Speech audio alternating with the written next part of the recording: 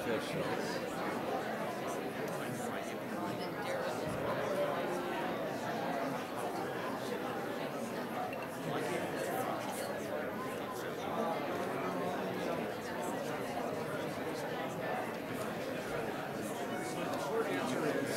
So the short answer is that Ontario has resisted. Yeah, it is. Okay. I found it. Oh, okay. The short answer is that basically not keeping up with that. So it's worth much less than it was 15 years ago. Right. But it's still at 4.1. If there was a reasonable Okay. so just politically, they're unlikely to do it. In other words, they might. Yeah. But politically, they're less likely to do it because basically their view would be we split it. Just because you keep raising. Why would I give it to you? So why would I give you my room? Right. On the, if we did it on the education. Yeah, exactly. But their view, their advice would be arbitrary, which one's education, which one's not. Right. What matters is the total. They've been reducing the education piece. So what Harrison expected is the municipalities to take them. I was completely oblivious to it because I have nothing. It didn't fit for a long time. I still have to. This is I dug this out. This is nice. 29 years ago, I taught engineering. And this one too. I had it once since I was at the bank. It didn't fit for a long time. This is He goes, if it's a great idea, he goes, you can give me well, I'm going to run some bike for Wallace. So Kaplan was. So it is a great idea. It's just there's just a simpler way for us to get the action just to raise it. The kind of provincial government changes behavior is a constant being raised every budget cycle. Because of two issues. One is because Fire? no, with some council. Affordability. Affordability and parking. They don't recommend to allow people to get rid of I'm okay with that. Good morning. I wonder if I could ask members of the committee to take their seats, please, and members of the public as well, and our staff. Thanks, Peter.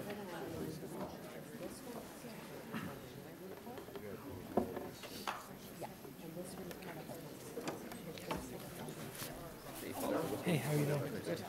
We have, ladies and gentlemen, a quorum this morning, and I will call the 32nd meeting of the Executive Committee to order, and I'll welcome all the members of the committee, the members of the Scarborough Community Council, other members of City Council, and of course members of the public and media, and our city staff. I'll just depart from the usual introductory script for a moment to say that I believe this is a very important occasion. There have been a couple of what I'll call they weren't emergencies, but one time there was a labor disruption on when there was a committee meeting held outside of City Hall, and there was one other time when there were a couple of thousand people expected it on a development matter, and it was done. But this is the first time that proactively the Executive Committee of the Amalgamated City has met in a place other than Toronto City Hall. And it happened because I felt it was important to try it, and I'd like to see it repeated if we can deem it to be successful, and I guess that'll require some examination after the fact. But I just, as I've come to know so well in this job,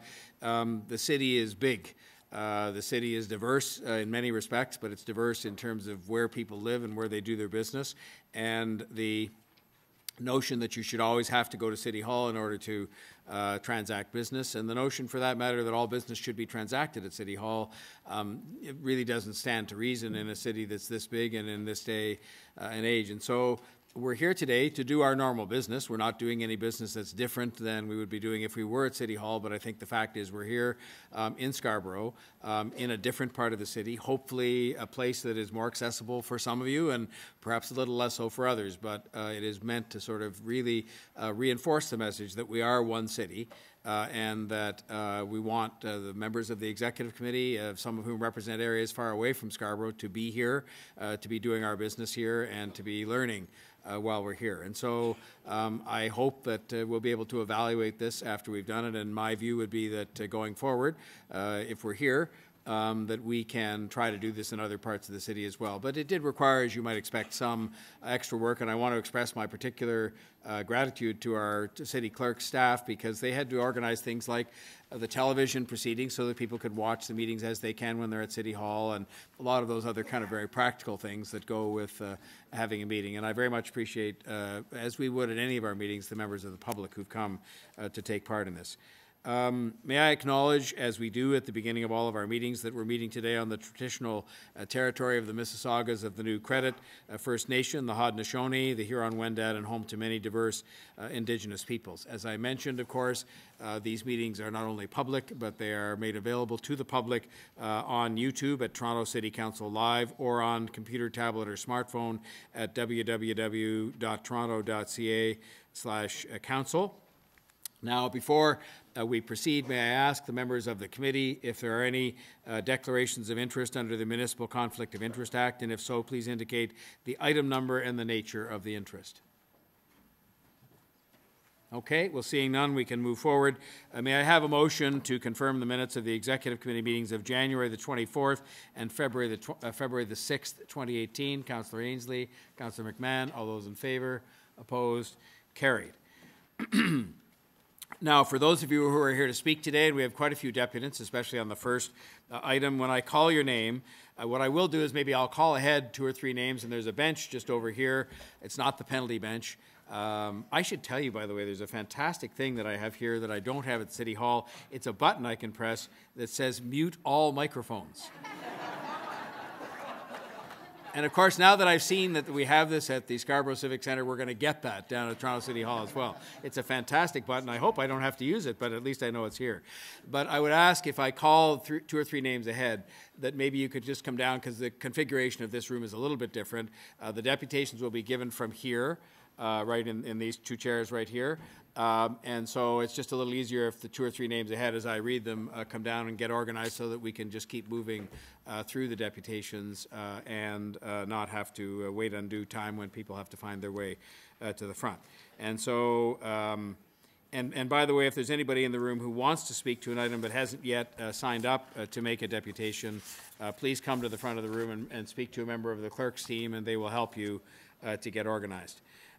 Before we proceed to run down the agenda, I do have an item of new business to add to the agenda, and it's before you, members of the Committee on Pink Paper. Can I have a motion to add this new business? Councillor Shiner. All those in favour? Opposed? Carrie, you don't have it yet? Does anybody have the pink sheet is coming? No. Okay, it's coming. I'll wait to call the question on that. I have it. Thank you. Oh, that's the second. Yeah. Okay. There's actually 2 here. One that I did have in my own book, which is the cycling enabling bylaw and transfer payment agreement. And then there's one that came from a letter from Councillor Shiner concerning some Section 45 funds for a parking lot expansion. So we have these 2 items of business moved by Councillor Shiner. All those in favour? Opposed? Carried. Now, I've also been advised by the clerk, and we're going to handle this in a slightly unusual manner, but just the way I'm more comfortable with, given that we've invited people to come here today, as we would to depute, that if you consider the fact that item EX 32.16, City of Toronto's multilingual information provisions policy with respect to the French language would require a reopening of a City Council approved policy of less than a year ago. It will be ruled out of order, but there's a deputant who wanted to come and came all the way here to speak on this today. And so I propose to let the deputant speak and say what that person wishes to say, and then I am indicating that I will, at that stage, for the reason mentioned, rule it out of order. I've discussed this matter with the chair of the French Language Advisory Committee, and so we will bring this matter to the City Council so that the multilingual information provisions policy can be considered, because I've indicated my own sympathy with the fact that there have been some, call them slip-ups, with respect to things we should have been doing in Canada's other official language besides English. So let us now proceed with the rundown, if I can just find my papers here, of the agenda. And we'll start with item EX 32.1, long-term financial plan is being held both for a presentation and for deputations. Item EX 32.2, programs providing tax and fee waivers, discounts, rebates, deferrals, and exemptions. May I then have a motion to accept the recommendation and receive the report? Moved by Councillor DeGiorgio, Councillor McMahon. All those in favor? Opposed? Carried.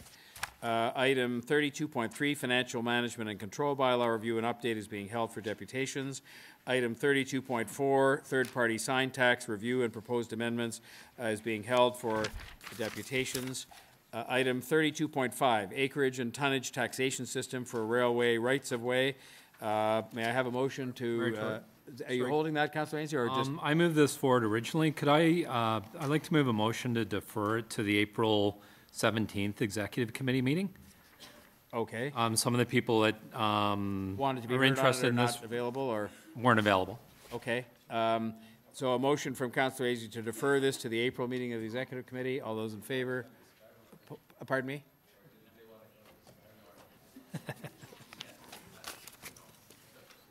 Stop being provocative, Councillor Shiner. Everybody wants to come to Scarborough at all times.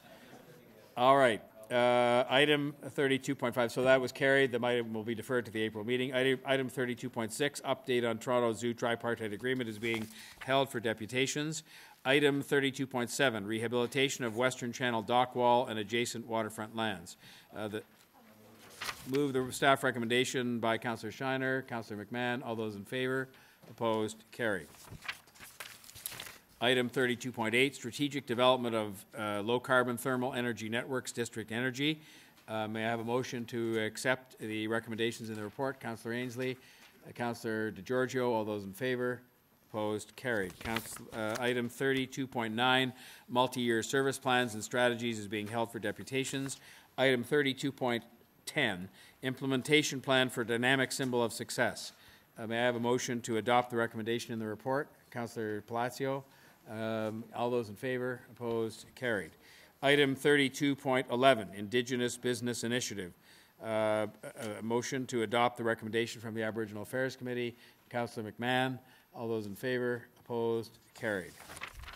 Item 32.12, home ownership funding allocations to support 80 new nonprofit affordable ownership homes is being held for a deputation. Item 32.13, property tax relief to support new transitional housing at 9 Huntley Street. May I have a motion to accept the recommendation of the Affordable Housing Committee? Councillor Bailão, all those in favor? Opposed? Carried. Item 32.14, providing property tax relief for the new affordable rental homes at 25 Thunder Grove. May I have a motion adopting the recommendations from the Affordable Housing Committee? Councillor Deputy Mayor Bailão, all those in favor? Opposed? Carried.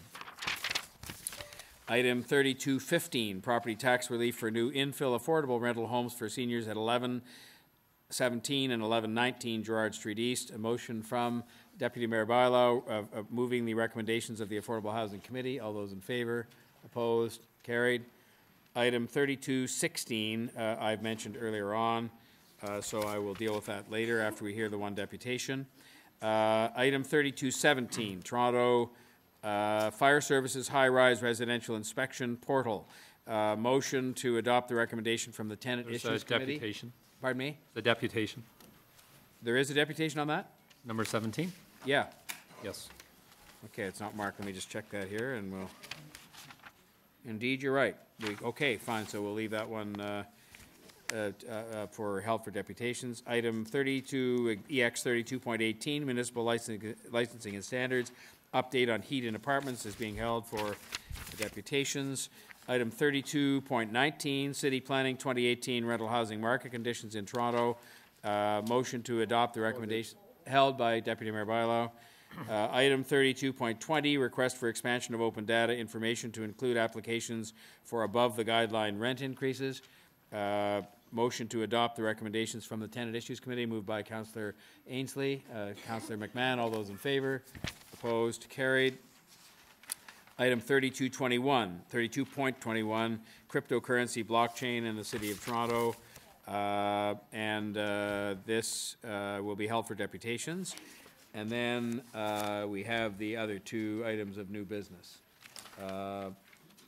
which we will deal with later. Can we deal with them now, or we can? So let's look first then at what would become, I guess, item 32.22, the Ontario Municipal Commuter Cycling Funding Program Enabling Bylaw and Transfer Payment Agreement, which has some time sensitivity to it in terms of the receipt of provincial money.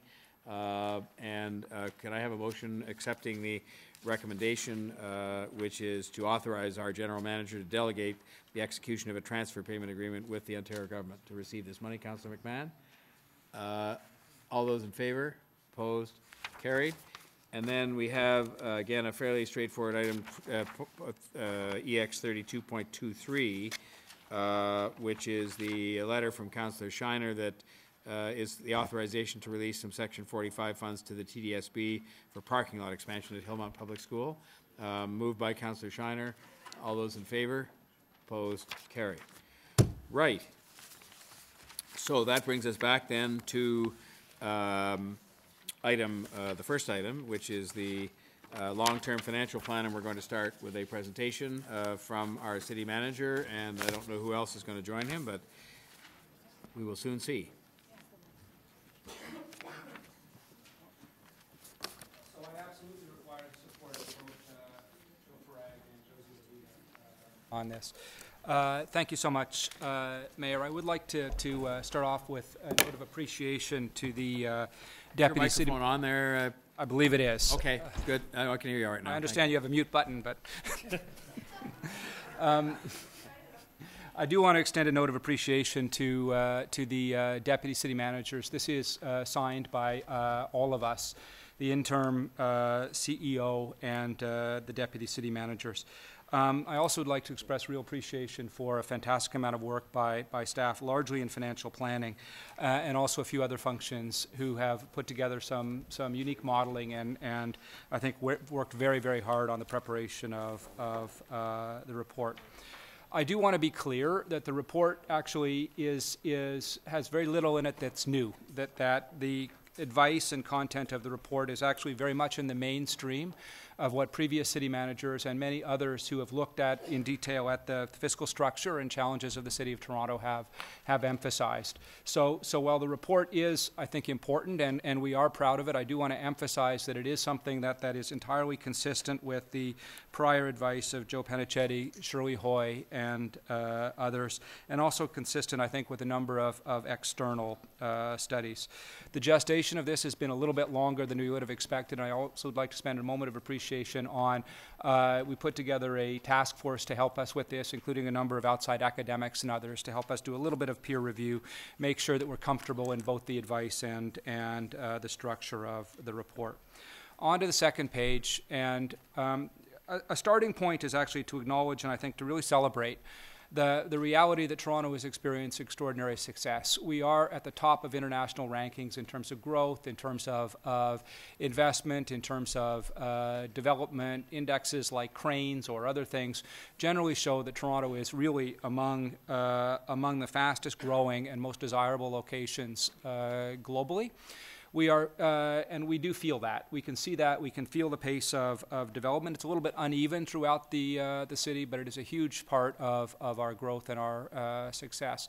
That's to a considerable extent being driven by financial services and real estate, and we really are doing very, very well. And globally, this is one of the most attractive places to live, to invest, and to prosper.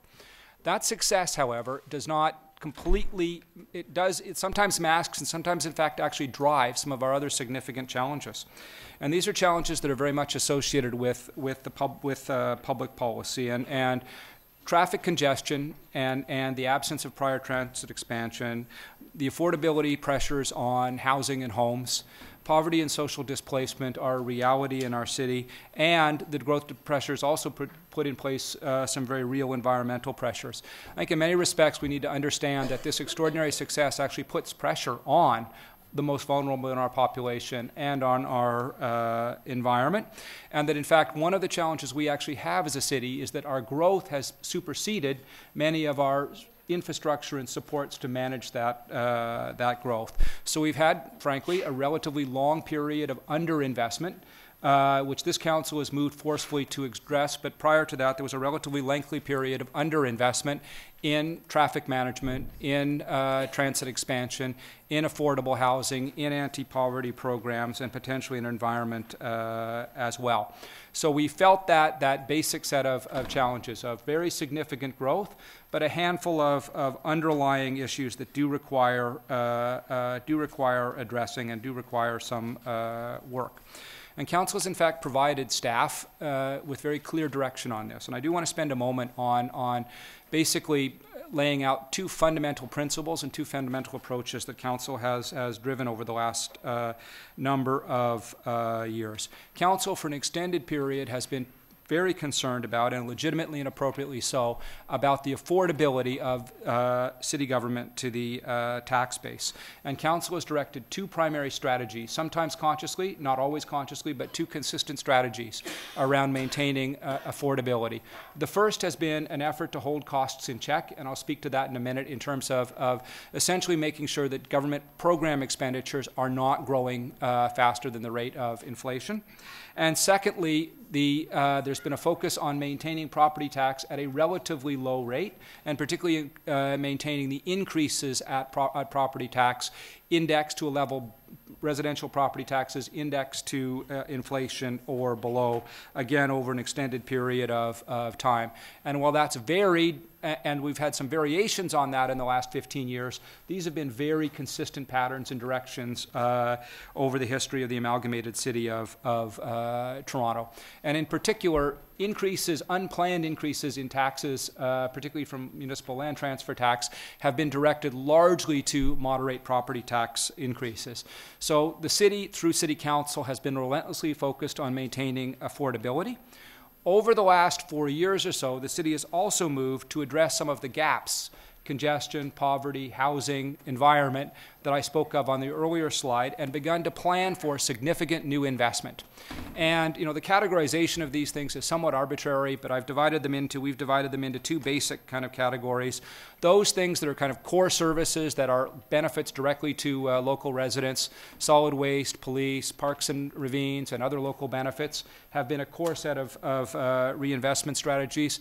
And then particularly in terms of some of the other aspects of reinvestment, we are seeing some areas of reinvestment that actually benefit not just the City of Toronto, but are actually provincially and regionally important. And that includes reinvestment in our shelter system, reinvestment in the transportation and transit network, obviously Transform TO and other core environmental benefits. So we've seen this focus, this historic focus on maintaining affordability, particularly in terms of property tax, and then moving towards more proactive strategies. And as I'll talk about in the next little while, the challenge is to make both of those real at the same time. I do want to spend a moment on annual cost control. And we can see that when we adjust expense when we adjust it for inflation and population growth, it is in fact flat to actually slightly negative over a period of time.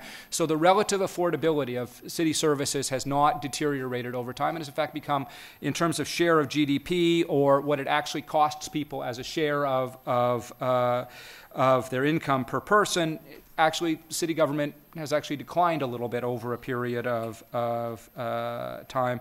And I do want to emphasize that the distribution of those, the parts of the bar chart does matter a little bit, in that rate programs have grown a little bit over time, and contribution to capital, to reserves and capital, particularly the contribution to capital, has ramped up over the last couple of years as the city begins to make good on its prioritization of incremental service development and new capital investment. And salaries and benefits have remained under control. So this is emblematic of a government that has focused on cost control and has actually maintained an ability to hold service levels relatively constant or actually increased over that period of time, but holding down the actual cost of government. So affordability is an incredibly important goal to the City of Toronto, and it has done very, very well in terms of managing cost pressures over a period of time. But City Council has indicated that it is not only focused in on cost pressures, it has also indicated a desire effectively to address prior periods of underinvestment. And City Council has directed and staff have responded with a large number of plans that indicate a desire, and these plans are passed by very high majorities at Council that speak to the need for a new transit network. And John Livy has led, along with planning, a very significant transit network expansion plan. Tenant first and housing under the leadership of Deputy City Manager Giuliani has put in place an overall plan to stabilize and then ultimately reinvest in Toronto community housing. Transform TO under Deputy City Manager Scioli has obviously figured out mechanisms to greatly reduce the greenhouse gas footprint. There's also a long-term waste strategy, a comprehensive congestion management plan, a variety of other elements that are there. Of these, we actually have really good visibility in how to fund the long-term waste management strategy, which is on a rate base largely dealt with separately in terms of City Council.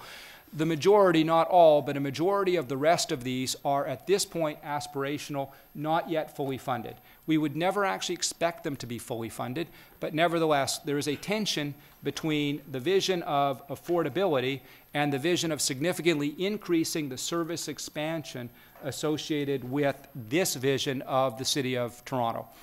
This is, in effect, an agenda to significantly increase the public policy footprint in the city and address some of those issues that have actually been holding us back. And that includes the poverty, that includes traffic congestion, that includes the absence of adequate transit for a city this side, and offset of some of the environmental pressures. So this is an important slide. There's an important companion piece to this report. It was just passed by executive committee, but 32.9, I believe it is an assembly, essentially, of the costing of these programs, and essentially what City Council has endorsed on a go-forward basis to put these investments in place, essentially the dollar values it will cost over a period of time. That goes out to 2020 and gives a pretty good sense of the fiscal footprint of these strategies. I do want to spend a moment on intergovernmental strategy because it's frankly not possible to talk about City Council and the city's fiscal vision without articulating the relationship with the province. And there are a number of different aspects to this, but I'll speak to only two. City Council routinely asks the province for a large number of investments. It does that at the council level, not necessarily at other levels, but it does that largely, I'm going to say frankly, by rote, where if there is an issue, we tend to write a letter to the province. We set 56 pieces of correspondence to the province. 139 individual requests were made, motions at council. Quite a large volume of those. This is frankly not a strategic approach. Despite the absence of a strategic approach, we've actually been relatively successful over the last couple of years. The mayor has led the effort to put in place road tolls. That was unfortunately, from my perspective, not successful from a provincial standpoint, but I think that did lever incremental funding through the provincial gas tax. We have significant provincial childcare funding. We have an expectation and now a reality of future funding for transit and now matching money from the Government of Ontario. So in effect, we are seeing some partnerships, some important partnerships coming from the Government of Canada and the Government of Ontario, but we have not yet been able to engage with them on a fully strategic basis, and I think this is something that Council may want to put effort to in terms of on a going forward basis. The other aspect that has been not as well developed under intergovernmental strategy is essentially the service integration. And as we move into an increasingly digital environment, the opportunity to integrate service platforms with the Government of Ontario in particular, but also the Government of Canada, is absolutely the case. And we are seeing some efforts now under the leadership of Deputy City Manager Giuliani and under Council direction as we expand our shelter system it is absolutely critical that that shelter system also bring in provincial supports for mental health and other community supports, and those are largely funded and driven at the provincial level. So there's very much an opportunity to augment our intergovernmental funding strategy with an intergovernmental service strategy as well. One thing we should note is that the 2018 budget and the service increases that were allowed that were facilitated in that budget were to a considerable extent a function of incoming revenue from the last year of the uploads, additional fiscal flexibility associated with that, and then in particular the funding allocated through the rising provincial gas tax share. Want to go to stage 7 though and say that now what we have is that vision, an intergovernmental vision, a service delivery vision, and an affordability vision. And now we actually have to stress test how well those things will work together. And consistent with the advice of past city managers and consistent with the advice of a number of external reports, we actually do need to make some adjustments in order to make sure that we maintain an element of affordability, plus if City Council does want to augment service levels. And I'll speak in some detail to this slide. There is a moderate but growing risk in terms of being able to deliver on existing service commitments within the City of Toronto. And that is now a function of, over the last number of years, the city has actually used land transfer tax to maintain low residential property tax rates and augment services at the same time. So what we have is a number of new services put in place, funded through a combination of reserves and land transfer tax. That reserves need to be augmented and will be augmented through annual surpluses, but the land transfer tax has been the critical piece of this. If land transfer tax were to decline, the City of Toronto would in fact be in a position where it may actually have to cut or manage the impact on current service levels. So land transfer tax is baked into the current budget fully at the 2017 level. It's not forecast to expand, but if that were to show some softness over the course of the 2018 year, it might require adjustment, likely starting in the 2019 year. I don't think this is a particularly high probability, but this is something that City Council does need to be aware of, is it has put base expense against a potentially volatile revenue source, and in a level of government that's not allowed to run a deficit, that could be a concern and could require corrective action. Much more likely, and at a level of certainty, what we now have is a gap between service commitments and revenue. That gap has been managed over the last 4 years by very significant increases in that same land transfer tax. Land transfer tax, if it does not continue to grow, will still create a gap. So if it declines, there will need to be a downward adjustment in service levels, existing service levels, or at least the potential for that. Or alternative revenue sources need to be tapped, property tax or a new revenue source. Even if land transfer tax stays constant, the budget may be under pressure in 2019. The reason that the 2018 budget worked out is because there was a windfall land transfer tax gain in 2017. In the absence of that, the 2018 budget would not have been able to make the reinvestments and maintain, to the extent it did, fidelity with the service enhancements on poverty and Toronto-York subway expansion and a variety of other things that were actually realized through the budget. So this is something that Council needs to be mindful of as it plans its forward budget. Two other things I think are very important here. We do need, and there are further opportunities to manage and modernize city services. So the fiscal strategies on the expense side have been largely focused on annual targets. They've been successful, but there's a relatively small number of programs that have been fundamentally transformed. And generally, City Council has been satisfied with maintaining unit costs over a period of time. It has not very oftentimes directed staff to lower unit costs and to radically change the service directory model. And as we move into an increasingly digital world, there are certainly opportunities to do that. And finally, on intergovernmental transfers, there is a reality here that the City of Toronto does pay for a large number of services, particularly transit and housing, that provide very significant regional and provincial benefits. We are paying for that on a property tax base, largely funded through a property tax base.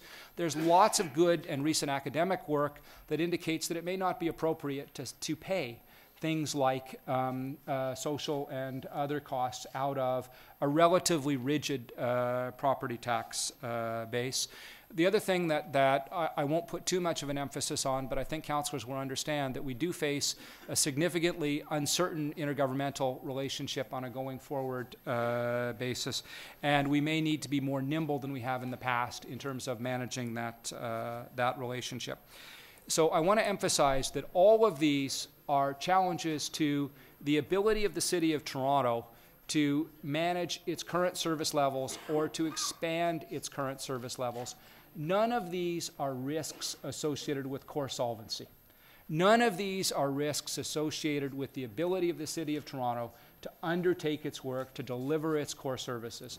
The city is very well managed. Bondholders should be very, very comfortable with the capacity, investment, strategy, overall reach. Our debt levels are low. There's a great deal of material in the background, in the appendices, that talk to the overall fiscal strength of the city. That is very, very strong. The risk here is in terms of council's ability to deliver on the vision, on things like Transform TO, on the anti-poverty strategies, on the transit, and others on a going forward basis. That's the risk, not a risk in terms of our core capacity for service levels. Even if we did have softening in land transfer tax, it would make for difficult decisions, but those decisions would be, in my view, manageable.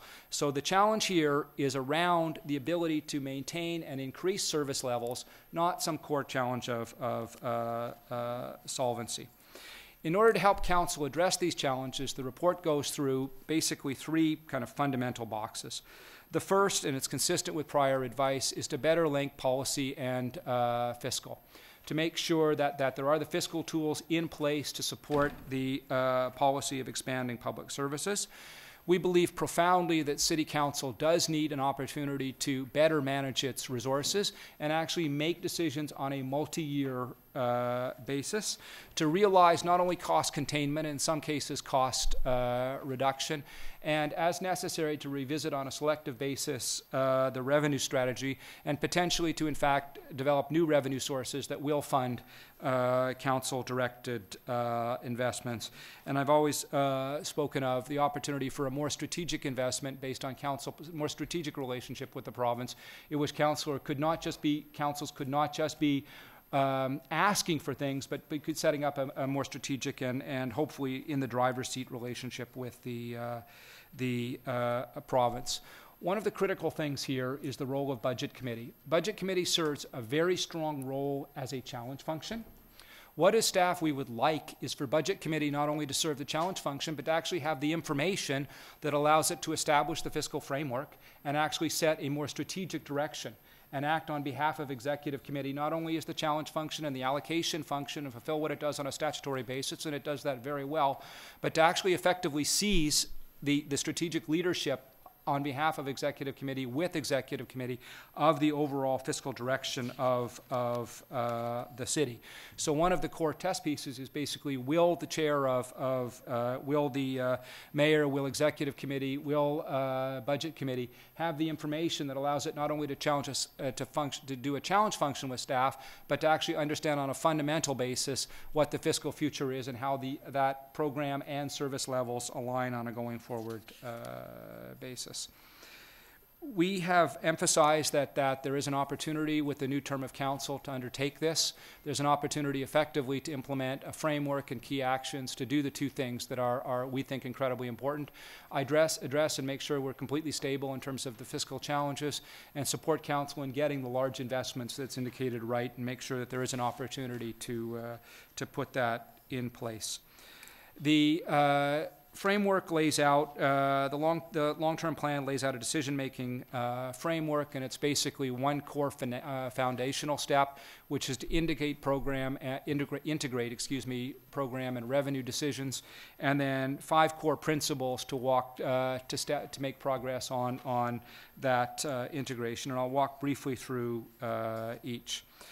What we term as the foundational step is to integrate program and revenue decisions, and this is not new advice.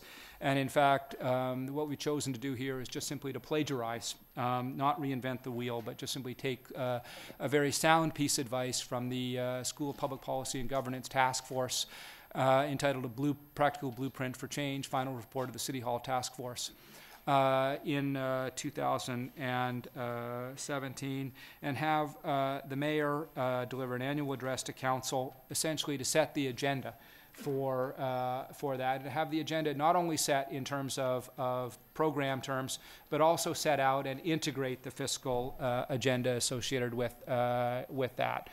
In Government of Ontario, Government of Canada, we have a combination of throne speeches and budgets that speak to multi-year plans, that speak to the balance of an agenda, how those governments will accomplish their shared goals. This is simply an effort to provide that opportunity for the City of Toronto and make an explicit framework for doing that.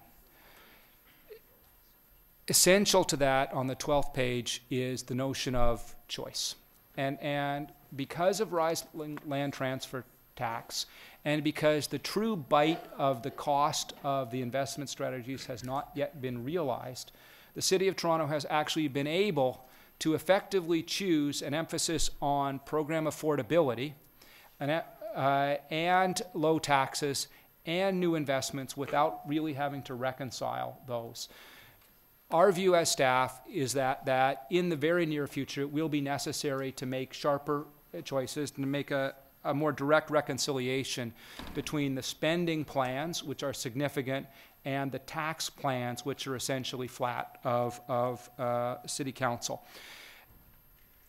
It was tempting, frankly, for city staff to choose one of these paths and model it and put that out as a long-term strategic plan. We did not feel that was appropriate. We felt that the essence of this was council direction, and that from a core standpoint, from a core staff standpoint, we deeply respect the role of City Council, the Executive Budget Committee, broader council, in actually making those core choices. So what we've done is we've modeled somewhat arbitrarily 3 paths. The first path would be a smaller government, focus on services to property, effectively only doing what's statutorily required of it by the province and focusing in on a relatively small number of services, largely to property and public safety associated with the City of Toronto. This would actually mean stepping away from some of the services we do now. As an example, we run more long-term care homes than would be legally required. Legitimately, council may wish to take a small government approach.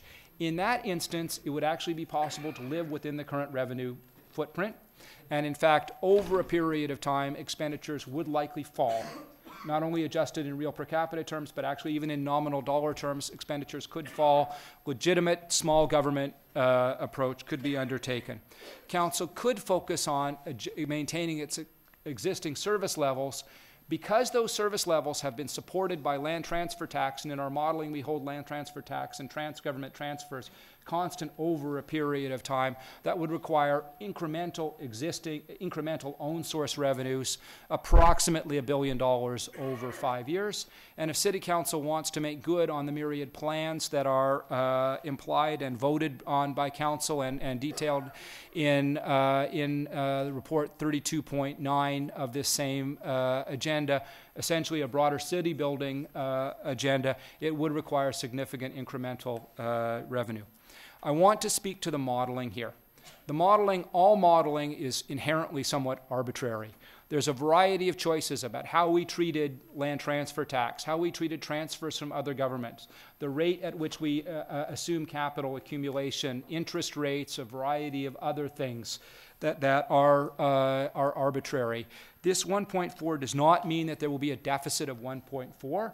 It means that if we were going to continue with the service levels that Council has directed, Council would likely require something on the order of $1.4 million worth of incremental revenue over by the end of the 5th year in order to support that level of service.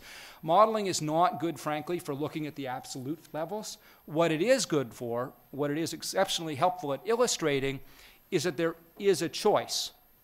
And that choice for service level implies very strong impacts back on the choices for revenue. Council can choose a small government, low revenue package, or it can choose a larger government, larger revenue package, but it cannot choose both simultaneously unless it's willing to make the assumption that land transfer tax and Government of Ontario, federal government transfers will significantly augment on a sustained basis over the next number of years. As a staff member, I do not think that's a reasonable strategy. I think that is overly risky, but it's certainly available to Council. But the modeling, it's fairly detailed. We do show our work in the appendix, is not designed to provide Council with advice about which of those paths to take. That is your choice as elected representatives. It is designed to show that whatever choice is taken should be integrated between both the revenue and the expenditure approaches. So with that as background, and assuming that City Council and at the start of a term on an annual basis after City Council, Council will have an overarching strategic vision laid out by the Mayor, we think that there are a number of principles that regardless of direction, should be implemented. And the first is that we think City Council deserves and has the opportunity to have better information in terms of its financial planning, and a fair amount of that information we've already tried to establish and put in the appendix. And effectively, the idea here is to actually have a multi-year operating budget. We have a multi-year capital budget. We feel there should be a multi-year operating budget as well. That will allow for a better understanding and a better interaction between the capital and the operating budget, probably allow for broader and more informed civic integration, and certainly will allow for better policy and financial process integration. Number two is improving value for money. I do believe that the City of Toronto has done a very good job with the tools it's had available to it so far in terms of managing value for money, and we can see that service levels have been expanding over time, but when adjusted for inflation and population growth, overall costs have been flat to even down a bit. But still, modern procurement is not something the City of Toronto has yet had an opportunity to embrace.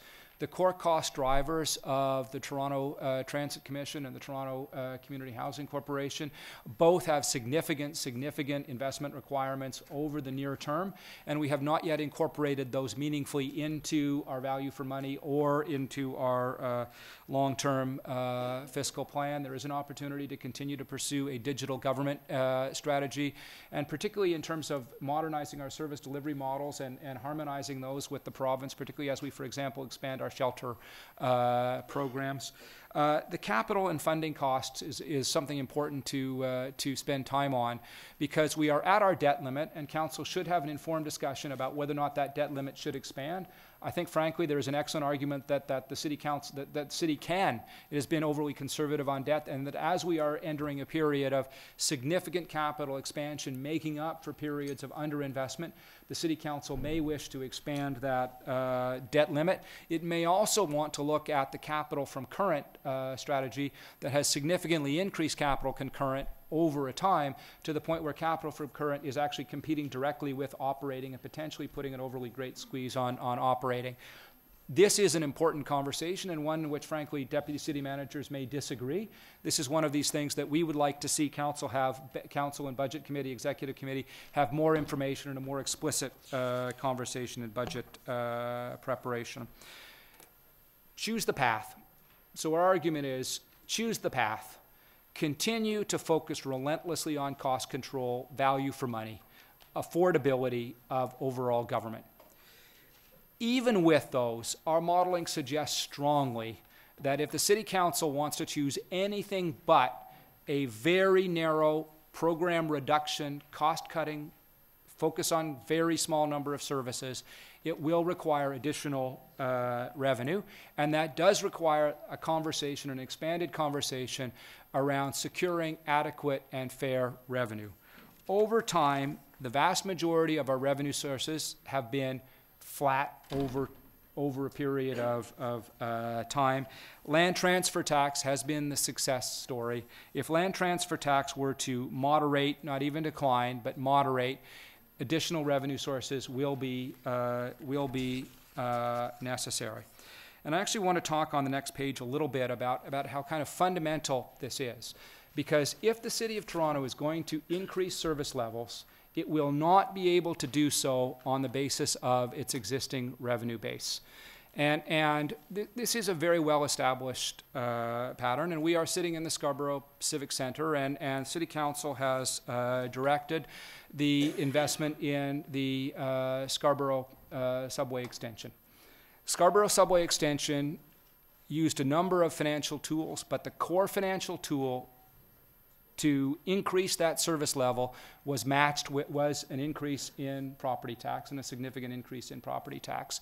And that basic principle under any government at any point in time, that if you are going to significantly expand the services, you will need to match that with revenue. Held true then, it will hold true on a going forward basis. Our argument here is that City Council needs to have that conversation. It needs to have that conversation around residential property tax, the volatility and potential growth in land transfer tax, the share of user fees, how we fit development charges and other elements of land tax. And of course, importantly, and a companion report to this indicates the volume of tax and fees and discounts and a variety of other things. All of those may also lead to an opportunity to broaden the tax base. So as Council comes back, as Council begins to consider its core vision, it will need to look at, and there will be an opportunity to look at these, and essentially to match its program vision with its expenditure requirements. One piece I would advise, and I didn't put it on the slide, but it is important that City Council, there are a limited number of taxes that are very straightforward and effectively tax others. Hotel taxes, a variety of others. We're coming close to maximizing the taxes that are easy. The next set of moves will actually probably require a relatively significant shift in tax policy, and that will need some combination of either a new revenue source. City Council did approve a road pricing mechanism. That may be something that in future becomes available. If not, then there will have to be other opportunities to broaden in revenue to raise that tax base. If City Council wishes to maintain the investments that it has so far indicated it desires to undertake. We're coming to the end here, but I do want to emphasize and not lose sight of the overall fiscal health of the city. And it's not just a question of focusing in on the annual balance. And one of the challenges that I think does occur in fiscal planning is that the way we structure the annual budget, there's oftentimes a very large gap. That gap is presented on an unrealistically large basis because it's simply staff coming in and saying, well, if I'm going to maintain everything exactly the same way it is, we make no decisions, this is what it would take. And then it looks like there's a huge pending deficit. It all gets managed out. Everybody thinks it's all good. That's not to diminish the amazing work done by Josie Joe and their colleagues on making that actually work. But the system is really substantially more stable than that, or has been up to this point. What I would like Council to look at and spend a little bit more time on is the overall kind of basic fiscal framework. And I think in most of these cases, the numbers are actually pretty good right now. We're actually in pretty good shape. But I think City Council would want to make sure that it has a good understanding of its debt service ratio, a good understanding of reserves funds, the opportunity to replenish those, an opportunity to report a little bit more cohesively on our financial health matrix. And I do believe that there is an opportunity to continue to explore the revenue performance of the city's assets and liabilities. And we have the Toronto Parking Authority, and I'd emphasize that the Board of Trade put out a report, I think in 2017, that talked about the opportunity of pairing Toronto Parking Authority revenue with transit needs, and that may also be an opportunity available. So these aren't really policy directions as opportunities to increase and make more coherent the use of the city's balance sheet and lever that as appropriately. And then finally, the City of Toronto does actually play a critical role in anchoring the overall fiscal health of the province and the region. Provincial policy can be maddeningly arbitrary. And the city has traditionally struggled with that. It has struggled with the downloads. It's struggled with the uploads and understanding the ways in which those work. Something that is fundamental is that the City of Toronto is delivering tremendous value for money for the rest of the province and the GTA in terms of our disproportionate share of transit expansion, our disproportionate share of transit mobility, our disproportionate investment on a going forward basis on GHG reduction, and our acutely disproportionate investment in housing, and especially on a going forward basis. Having that dialogue on a strategic basis with the province of Ontario will be overwhelmingly important. And if we want program success, things like fair integration for transit, things like making sure that Smart Track is done on a sustainable, workable basis, as is our plan, as is our structure to do now. Making sure that we are structured on the housing component, and that housing is not only built, but built with the appropriate supports. Those all require better information, better integration, and frankly, more maturity in that relationship. That's a two-way street. That will require change by the province as well, but that is an effort I think we need to, from a council perspective, implement as strategically as possible. And that will start off with having a dialogue with the province that says, here is our vision. Here is our budgetary vision. Here is how we are investing in these areas that are strategically important to the governments of Canada and Ontario, and looking for not only episodic funding, but strategic and stable funding in areas that they have a long-term interest, including housing, homelessness, climate change, transit expansion, broader mobility, and others. I do want to emphasize in closing my thanks to the Deputy City Managers, to our Interim Chief Financial Officer, to our outside advisors, and of course to the public who have offered support through this. This is not intended to be a panacea, and it is absolutely not intended to usurp the role of council in making these decisions.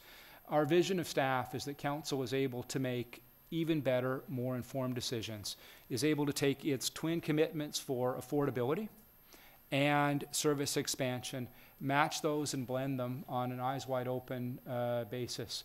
We are financially stable. We are a well-run municipality. We do, I think, frankly, collectively, a very good job. This is an opportunity to replenish the underinvestment of the recent past and make sure that the city is not only on sound footing, but can actually address the challenges that we all know, including congestion, housing, poverty, and the need to reform our services to reflect a modern digital world. Thank you so much. Thank you very much, Mr. Wallace. And now what I would propose to do, ladies and gentlemen, is this, with your concurrence, is to hear the deputants. And I think this room allows for our senior staff team here to stay in place while those deputants are heard, and they all come up here just on the other side of the front. because there's 10 of them, and I think that it would be best to hear those and hear the questions that are asked of them, and then have questions of staff, so you can be responding to the entirety of the public input as well as your presentation. And so you're welcome to stay there or sit down back here as you wish. And if the committee is agreeable, we'll hear the deputants next and questions of the deputants. And for my council colleagues who are visiting, not sitting in this inner circle, if you're anxious to ask questions of the deputants, you'll have to sort of signal, because I can't see as easily as sometimes is the case in the other room. So please just make sure you wave at somebody. And there's the list of who's here, so, and you're all most welcome, of course, as well.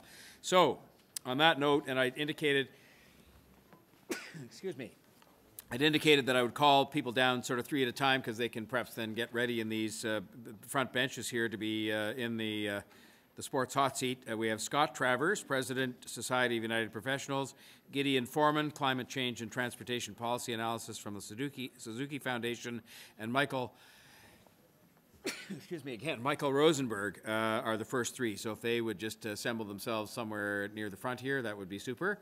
And a reminder that people have 5 minutes in which to make their deputation, and then we'll see what questions may exist from members of council or from members of the committee. And so, Mr. Travers, welcome, and you have 5 minutes, and you can keep an eye on the clock on either side here once I started, assuming I'm capable of doing that here. You're most welcome. Thank you.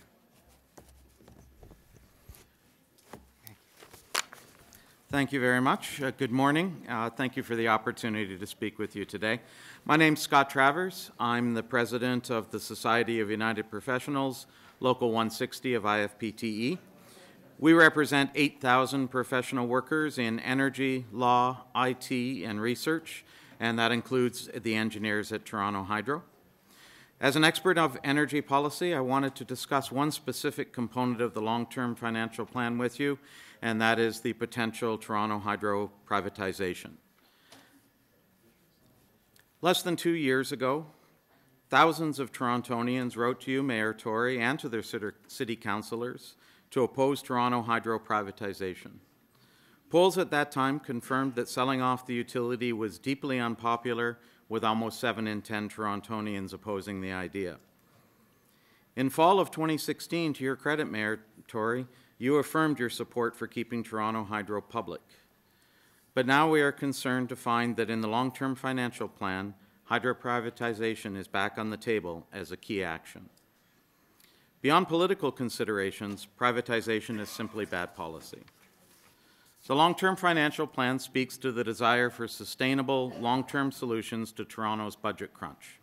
Selling even a portion of Toronto Hydro undermines that very goal. You might get a one-time cash infusion from a sell-off, but every year you'll be left with less and less of the dividend payment as it shrinks. As an example, look at the sale of Hydro One. The government insisted that its use of the cash from the Hydro One sale would be so smart that it was worth losing the dividend. But when that privatization was assessed by the Financial Accountability Officer, he found exactly the opposite. Trading the annual dividend for a one-time cash infusion is shortchanging Ontarians. The FAO has said that the taxpayers would have saved $1.8 billion if the Ontario government had not used the sale of Hydro One assets to fund investment. The reality is Toronto Hydro performs well as an investment. According to analysis done by former TD chief economist Doug Peters back in 2016, over the last decade, Toronto Hydro has provided a 5% dividend yield and a 9.4% return on equity. Based on those numbers, this means the city would suffer an $8 million annual loss from the sale of only 10% of Toronto Hydro and a $39 million annual loss from the sale of 49% of the company. And these numbers are conservative because they were done in 2016 before last summer's increase in shares by the city. I'll note that in the current report from Toronto Hydro, they have stated that they're on track for a $49 million dividend in 2018. These numbers add weight to a study that we commissioned from NPR Associates on the economics of electricity distribution in Ontario. That report found that on average, privately owned local distribution companies have higher costs and lower reliability than publicly owned ones. It's no wonder that polls in 2016 showed a strong majority of Toronto voters would not vote for a councillor who supported Toronto Hydro privatization. Mr. Mayor, we welcomed your 2016 decision to put the brakes on privatization. It was the right decision for the City of Toronto. The same sound financial arguments say that the same decision should be made today as was made in 2016. Thank you very much. Thank you, Mr. Travers. Are there questions of the deputy? And I see Councillor Davis and Councillor Wong-Tam. So, Councillor Davis, over to you. Thank you very much for coming. I'm not sure if you had the opportunity to read the results of the consultation. I think maybe you made a short reference to it, but the consultation, if you'll see in Appendix 3, said there was very strong opposition from the public to the sale of assets, especially those supporting vital services or those generating revenue for the city. You also gave us some information about what the public feels about the privatization of Toronto Hydro. Could you just tell us again what it was that you, those statistics you quoted about the public's opposition to the sale of Toronto Hydro? Yes, there was a poll conducted in 2016, and over 70% of the public were opposed to the sale of Toronto Hydro. And the question was asked if they would vote for a councillor who had supported the sale of Toronto Hydro, and a strong majority, I don't have the exact number in front of me, I believe it was over 60%, said they would not vote for a councillor who supported the sale. Are you aware that this report today is simply for the executive to refer it back to our staff, and that council has no ability to make decisions on what's before us, or before executive committee? I believe council today could pass a motion to direct the staff not to pursue privatization of Toronto Hydro as part of its going forward work. I'm just wondering if you're aware that this report is not going to go to council unless this executive moves it there, so that council can make these kinds of decisions or take positions on these things. Yes, thank you. And I would strongly encourage that that should happen given the overwhelming opposition to the privatization by the public. Thank you. Thanks, Councillor Davis. Councillor Wong-Tam. And thank you very much, Mr. Mayor, and thank you for your deputation, Mr. Travers. I wanted to just ask, with respect to seeing the option or exploring the option of privatization and any sell-off of hydro, again in this long-term fiscal plan, recognizing that it was only 2016 that we made some very clear, set out some clear political direction in the city. What was your reaction when you saw that it was once again before us as an option? I was very surprised, and as I said, I think I mentioned earlier, I was disappointed. There was very strong opposition just 18 months ago to this, and it was rejected in 2016. The public strongly spoke about it, so I was surprised to see that option included in this long-term plan. I recognize that this may be very difficult for you to answer, but why do you think it's back in here, considering council took a clear position, that through the consultations the general public has said this is not something that they would widely support? Why do you think it made it back into this report? I don't know exactly. We did hear during the presentation that there was a lot of previous ideas brought forward. So perhaps it was carried forward from previous plans. But it was surprising to me because it is so inconsistent with the overall goal of the plan, which is to have long-term stable revenue. And Toronto Hydro provides one of the best sources of very stable revenue, while ownership of Toronto Hydro also allows for the city to exercise its broader policy objectives, both of which are goals of the study. So I can't actually understand why it was included. With respect to the Toronto Public Service that provides council with its very best advice, understanding that through the consultation process there is wide opposition to any sale of these assets, and yet we sit here with this tension before us once again. and you have no idea why it's here, and certainly I think there may be a few of us wondering why is it back. Can you give us one guess on what would be the reason why this keeps resurfacing? One guess. In other situations where I have seen privatization on the table, it has been a desperate need for a quick hit of cash. I won't guess as to why it was included here. As I say, I think it's inappropriate. Thank you. Thank you, Councillor Wong Tam. Councillor Perks. Thank you very much. Sir, I'm over here. There you go. Hi. Thank you very much for your deputation today. I heard in your remarks that councillors directly heard from members of the public in opposition to this. Given that that's the accountability that you're relying on to try to protect Toronto Hydro from sale, do you believe that council should have full access to anything Toronto Hydro, any work Toronto Hydro has done to prepare for privatization, any study they've done, and be fully informed as to any money they have spent or consultants they've retained in pursuing privatizing Toronto Hydro? Absolutely. Toronto is the shareholder, and council should have access to that information.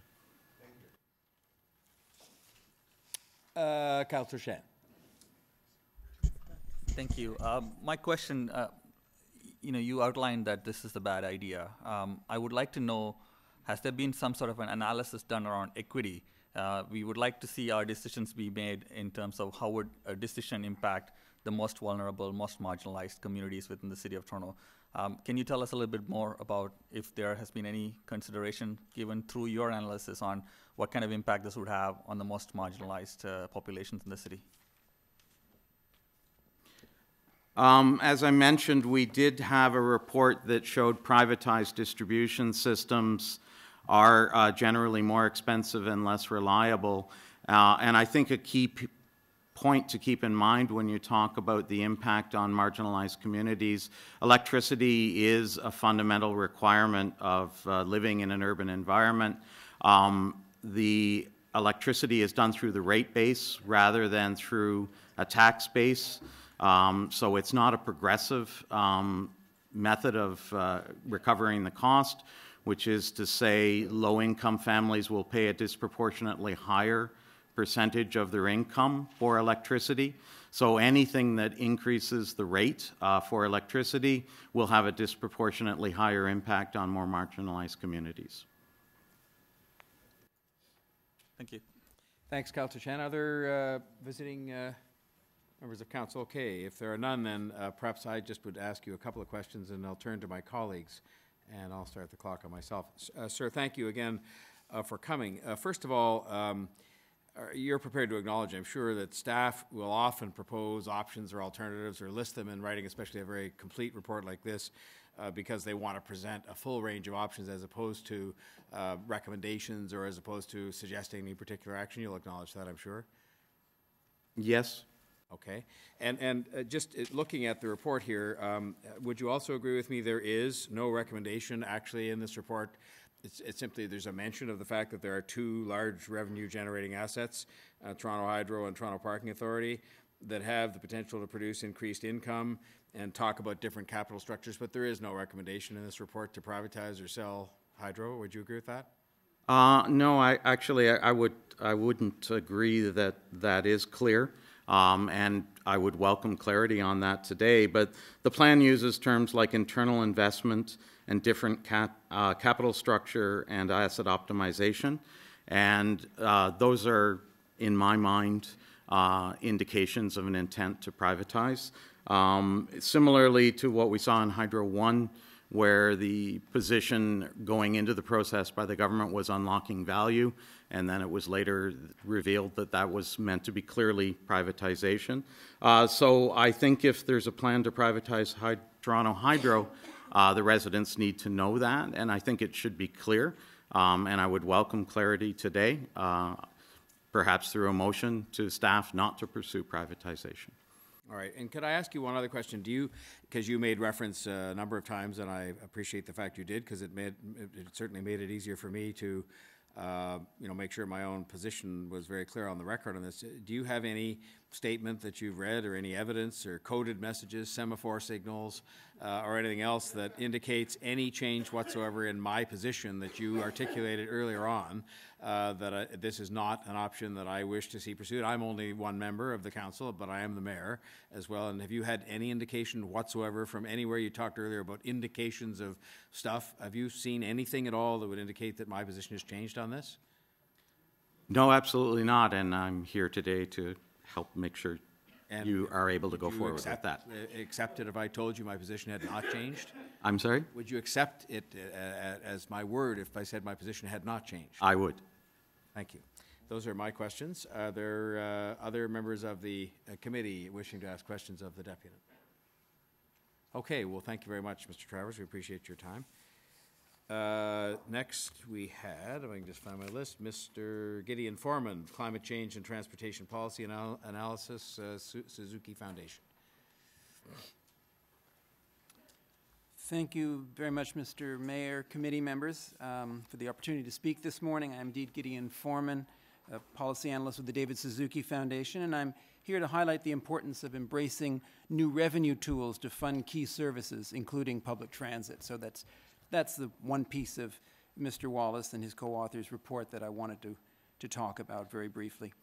I think the need for more transit funding is clear, as the city manager and his co-authors argue in their report, and I quote, "Our road, transit, and active transportation options are not sufficient to move goods and people efficiently." This has been exacerbated by an extended period of underinvestment, unquote. I should add that I'm not suggesting higher TTC fares. A city doesn't incentivize transit use by making it more expensive. As Mr. Wallace and his co-authors point out, more than 60% of the TTC's revenue already comes from riders, which is, quote, "considerably more than any other large transit operator in North America, and fares continue to increase," unquote.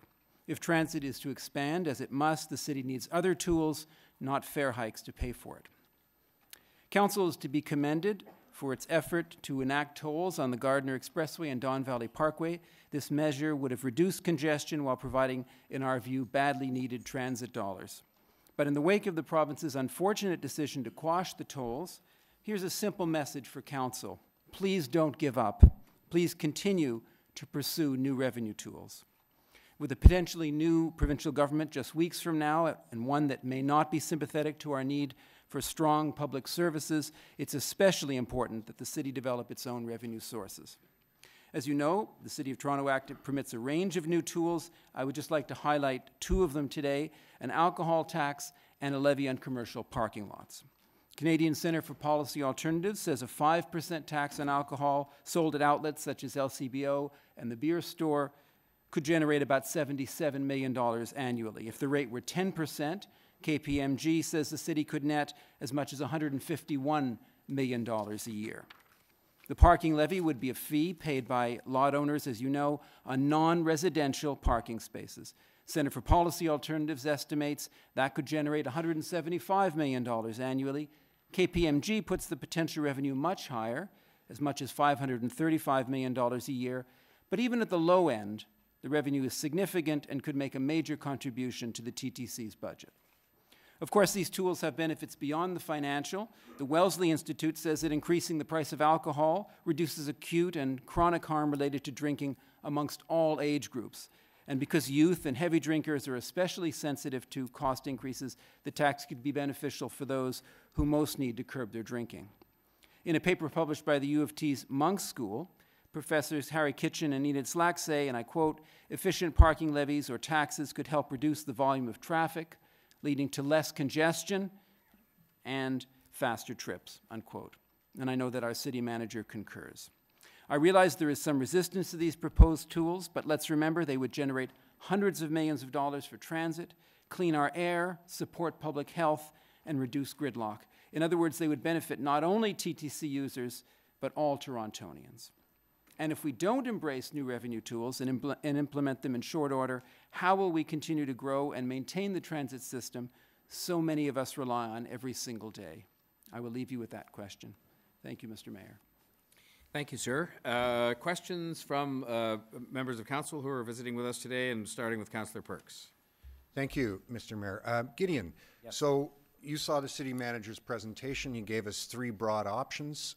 One was just to deliver services to property, one is to keep services roughly at the level they're at now, and one is to expand services. The broader city building. The broader city building. I take it from your remarks you favor that third one. We do, absolutely. We need to expand these services for the whole range of reasons, including those that Mr. Wallace outlined.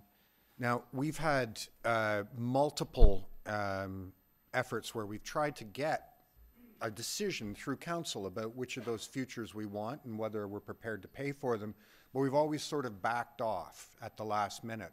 Do you think we should actually bring this issue to council and have a full debate for all of us, especially those of us who are considering running for re-election, to plant our flag about whether we want to build the city and raise the revenues to do that or not? I think absolutely. I mean, that's what we do in a democracy. We bring these issues, which are absolutely essential, to full council for them to be debated. When an opportunity to air all the sides, it's good for council, and frankly, it's good for the people of Toronto. Thank you. Thank you, Councillor Perks. Councillor Davis. Councillor Perks took my first question.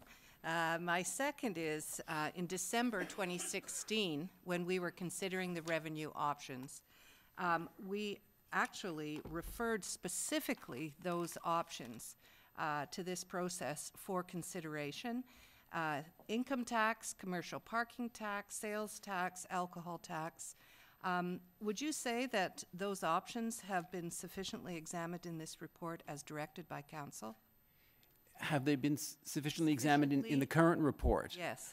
I think the purpose of this report was to broadly urge council to consider tools, so those specific ones weren't highlighted, but I think that it would be valuable for council to have that robust debate about the revenue tools. I suggested a couple today that I thought were particularly useful because we are able to do them immediately under the City of Toronto Act, but a more robust debate on a whole range of revenue tools, in my view, would be welcome. And considering that council approved that those revenue strategies be considered in this report, also makes that argument more compelling. Wouldn't you agree that council should be debating those? Yeah, yes, certainly. It is completely appropriate, in my view, for council to be debating this. Thank you. Sure. Do I see any other hands back there? Okay, I don't. Other members of the committee? Councillor McMahon, I had down. Thank you very much. Thank you for coming out here. Pleasure. Gideon. So you mentioned the parking lot levy, and I'm wondering if you know any other municipalities that do that in Canada or worldwide? Certainly Montreal is an example where they have tried this, and it brings in revenue to help fund public services. That would be one example, Montreal. And it's, the sky didn't fall there? The sky did not fall, and I think if you look around successful cities around the world, they are deploying a variety of road pricing tools. You have to figure out the right one for your city, but cordon charges, parking levies, motor vehicle registration taxes, road tolls, I think we need to look at the full range, and successful cities around the world have done that. Thank you. Councillor Pasternak. Thank you. Thank you, Mr. Mayor. Could it not be argued when it comes to the parking levy that that's implemented in cities with fully mature transit systems, particularly subway systems, which we don't have? Is there a specific place that you're thinking of, Councillor? I'm not, to answer your question, I would... Well, you mentioned a few locations that have parking levies, but they have already developed fully mature transit systems, whereas do you think Toronto has such? Is our system fully mature? There's certainly work to be done. It's mature in many ways, and we have a successful transit system in certain ways, but it needs to continue to develop. I guess, Councillor, the question is what you mean exactly by fully mature. Okay. You've seen this document here, Additional Economic Assessment of Revenue Options. This is really the document you're referring to, not really what's before us. Now, you also are aware that we did pass endorsement of road tolls, and I very much to council. I think you're aware of what happened there, and we did pass and adopt a hotel tax. Yes. And of course, we've had a billboard tax for some years. So, it's not that we're doing nothing. It's just that we're beholden to a provincial government, wouldn't you say, that has to pass statute to make sure that we have the power to do so. Not wholly beholden to the provincial government. In the unfortunate case of the road tolls, yes. We were very supportive and are very supportive of the road tolls. It was unfortunate the province decided not to allow those to go forward. But as you know, there are a number of tools that the city could employ right now under the City of Toronto Act, and we're urging you to pick some of those. We've highlighted a couple today. There are others as well. The motor vehicle registration tax is another that you're permitted to bring in. Would contribute importantly to city revenues, and we would suggest you look at that as well. So yes, the province is something of a barrier here, but we also believe the city could do some things in the absence of further provincial authority. One of the debates this last council was the future of commuter parking lots, which I was trying to say. Many of the voices that are against privatizing Toronto Hydro, were you aware those are the same voices that wanted to privatize commuter parking lots? To be honest, Councillor, it's not an issue I've followed closely, so I can't give you a good answer on that question. Okay, thanks very much. Thanks, Councillor Pasternak. Other members of the committee? If not, I'll just ask you maybe just one question if I might, sir, and thank you very much again for your time. You've talked about, for example, the alcohol tax, which is included, I'll acknowledge, in the City of Toronto Act. Would you be surprised to hear that when we explored that, for example, with the province, and starting with, you gave the example of, say, putting a modest tax on a bottle of wine or alcohol at the LCBO, we were told that while the City of Toronto Act permits it, they would not cooperate with us, and in fact didn't want to see us in any way alter their pricing strategy or their pricing regime to have two different prices inside Toronto and outside Toronto, and therefore made it impractical, for example, for us to do what you said, which is to put the price on a bottle at the LCBO in Toronto. Would that surprise you? No, it wouldn't surprise me. I have heard concerns along that line, Mr. Mayor. I guess I would urge you, in my humble opinion, to continue to try to pursue that, notwithstanding some of the impediments that we have seen up to this point. But it is worth considering continuing to pursue that. I know that this is not easy, but we do need to find some new revenue tools. I think the alcohol tax is practical. If that, for whatever reason, doesn't work, then I would urge you to look at some of the other revenue tools, but beginning with the ones that were permitted under. I mean, you really said what I wanted to try and bring out a little bit, which is that none of these things are easy, even though it looks easy, because the City of Toronto Act says you can do this. And a number of the, you'd agree with me, I'm sure, that a number of the tools, or whatever you want to call it, that Councillor Davis mentioned, income taxes and so on, aren't even in the City of Toronto Act. And so when those get floated, when they've been discussed, there's been less than 0% interest on the part of the provincial government thus far in even considering any of those. So, you know, you're left with them sort of just saying, no, we don't even want to talk about it. You'd acknowledge that's been a lot of the public discourse you've seen on these? We would acknowledge that there are certainly impediments to some of these. Let's begin with the ones that we can do now under the City of Toronto Act, Mr. Mayor, I would suggest.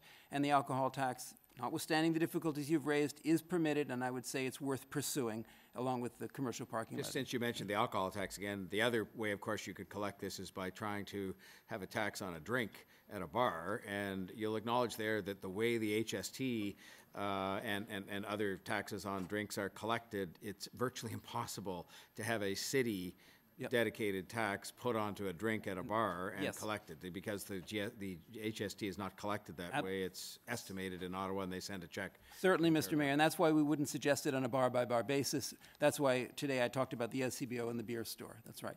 I'm not trying to minimize the difficulties, but certainly other cities around the world have collected these taxes. Yep, I acknowledge that. Thank you very much. Thank you. Anybody else before we excuse with thanks this deputant? Well, thank you very much. Thank you, Mr. Mayor, and members of Executive. Mr. Rosenberg, and then just to get the next couple down, if we could, Janelle Scarrett, Social Planning Toronto and Warden Woods Community Centre, and Adina LeBeau, Canadian Association of Retired Persons. So if they want to just come down to the front area here, then we can be ready to keep moving forward. And Mr. Rosenberg, thank you for coming today, and you have 5 minutes.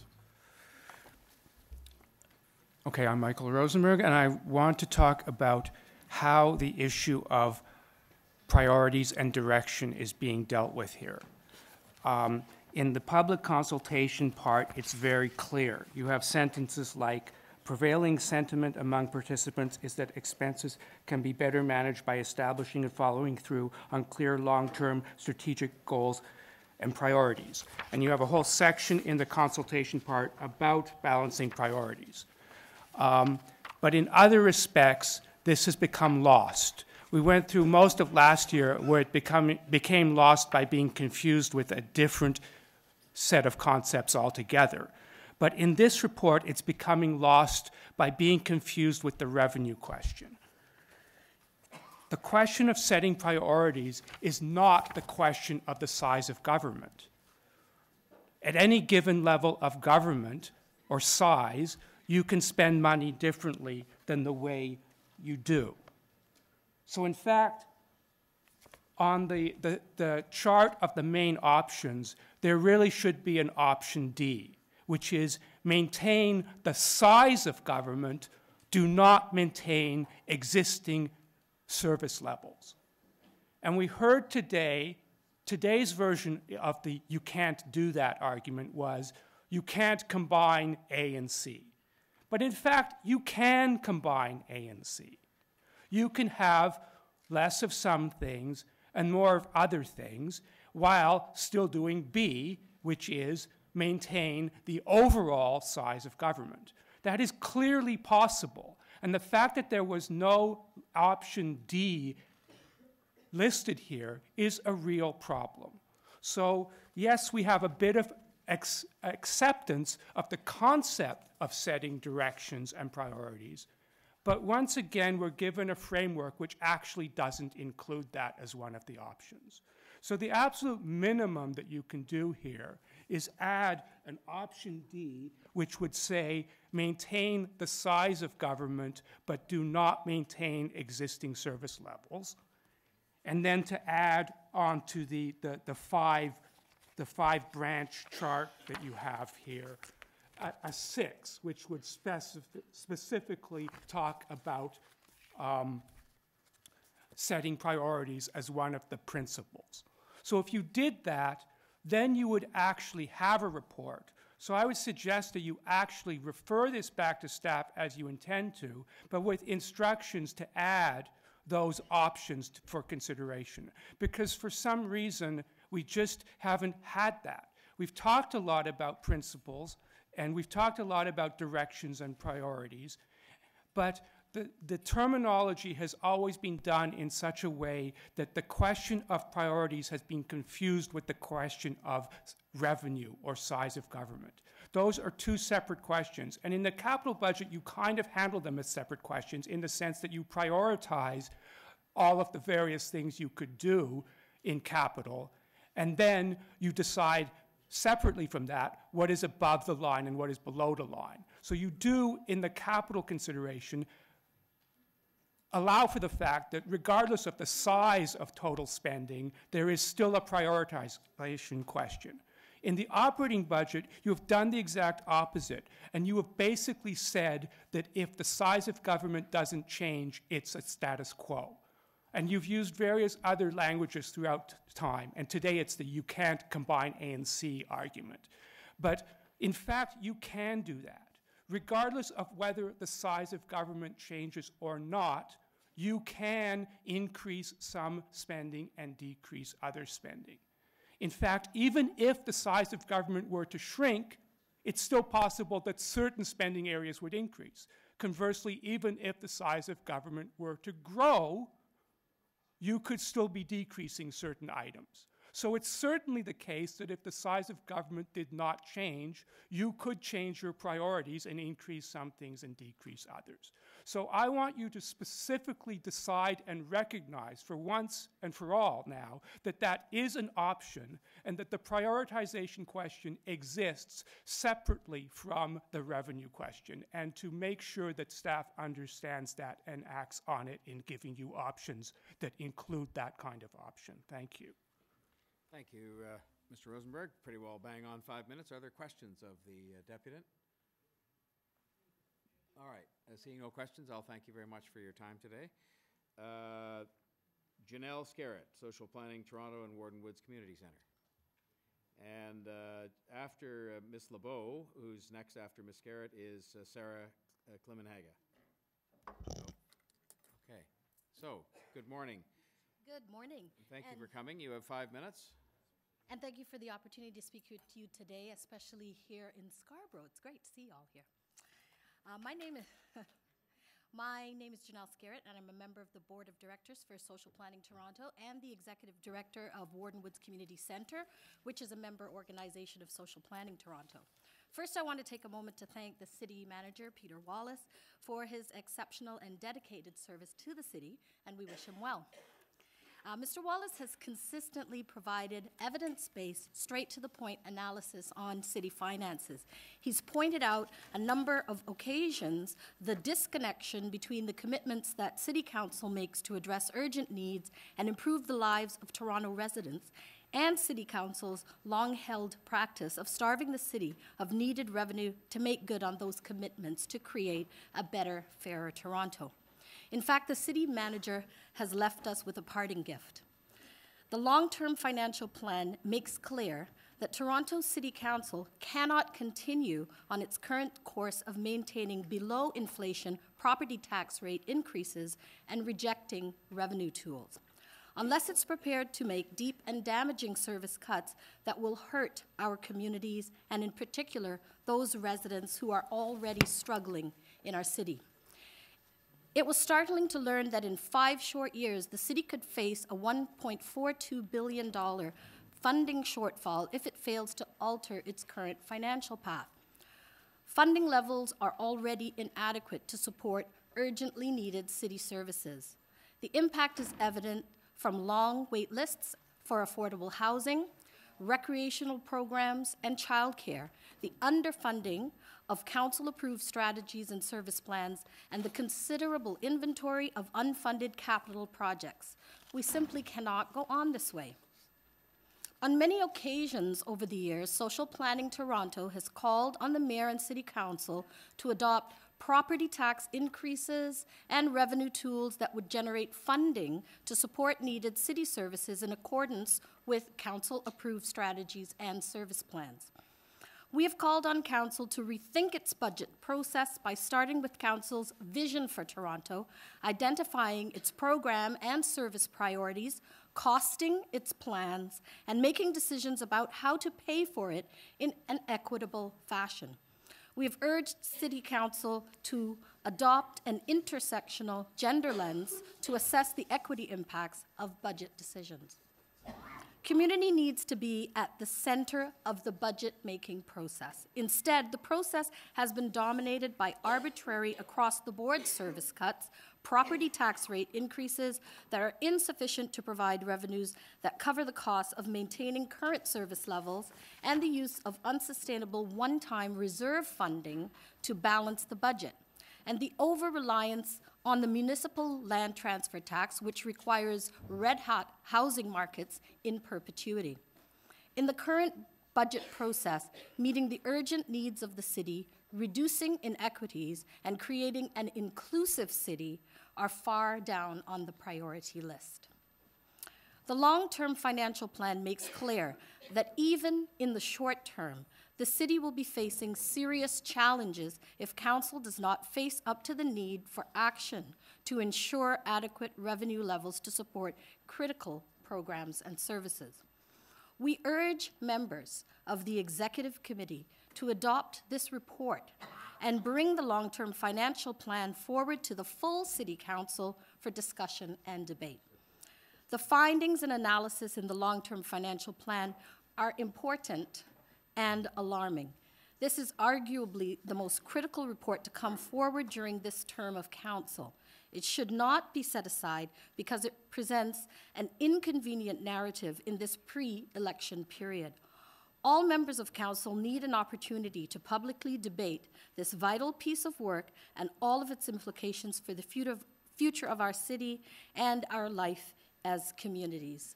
Thank you. Thank you very much. We have some questions for you, and that starts with Councillor Wong Tam. Sorry. Thank you. I'm over here. I see. Thank you very much for your deputation. I want to ask, with respect to your assertion that that the city budget should have an intersectional gender-based analysis lens over its work, right now in this long-term fiscal plan, it is not even, it is referenced, but it doesn't exist. Is that correct? Is that how you read it as well? That's how I read it as well. And what I'm referring to there is the fact that many of the people in the communities that Warden Woods, for example, serves, they do not have just one way of addressing or one complexity that brings their issues to the center. They are dealing with multiple realities, and I think that any solution that really affects and impacts people's lives has to take into account those intersectionalities.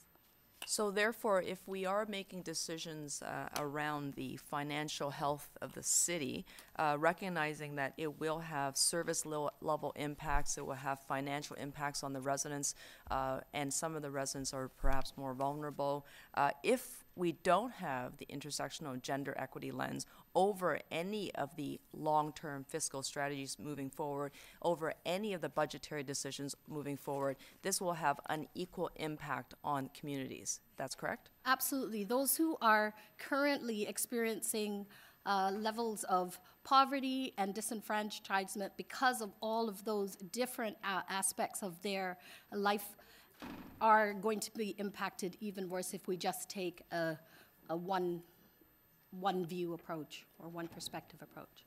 Thank you. In 2015, 2016, and most recently in this last budget cycle, City Council has asked and directed staff to ensure that the upcoming budgets would have an intersectional gender equity lens every single time it's come back without the work completed. In the report itself, it says that we need to develop a strategy for disaggregated data collection. It's been 3 years since Council has formally requested this, and I know going back it's been over 10 years since City Council, prior City Councils have said we need to do a better job of collecting disaggregated data, specifically to make better decisions around equity impacts around budgets. Why do you think this is not happening? I'm actually not sure that why it's not happening, because it has been talked about and supported in some of the policies coming forth from the city, and some of the many of the recommendations in staff reports and so on. So I think we need to have more of a commitment to collecting disaggregated data, and I'm actually not sure why it isn't being moved forward, because I think there have been consistent recommendations and there has been consistent support voiced for it.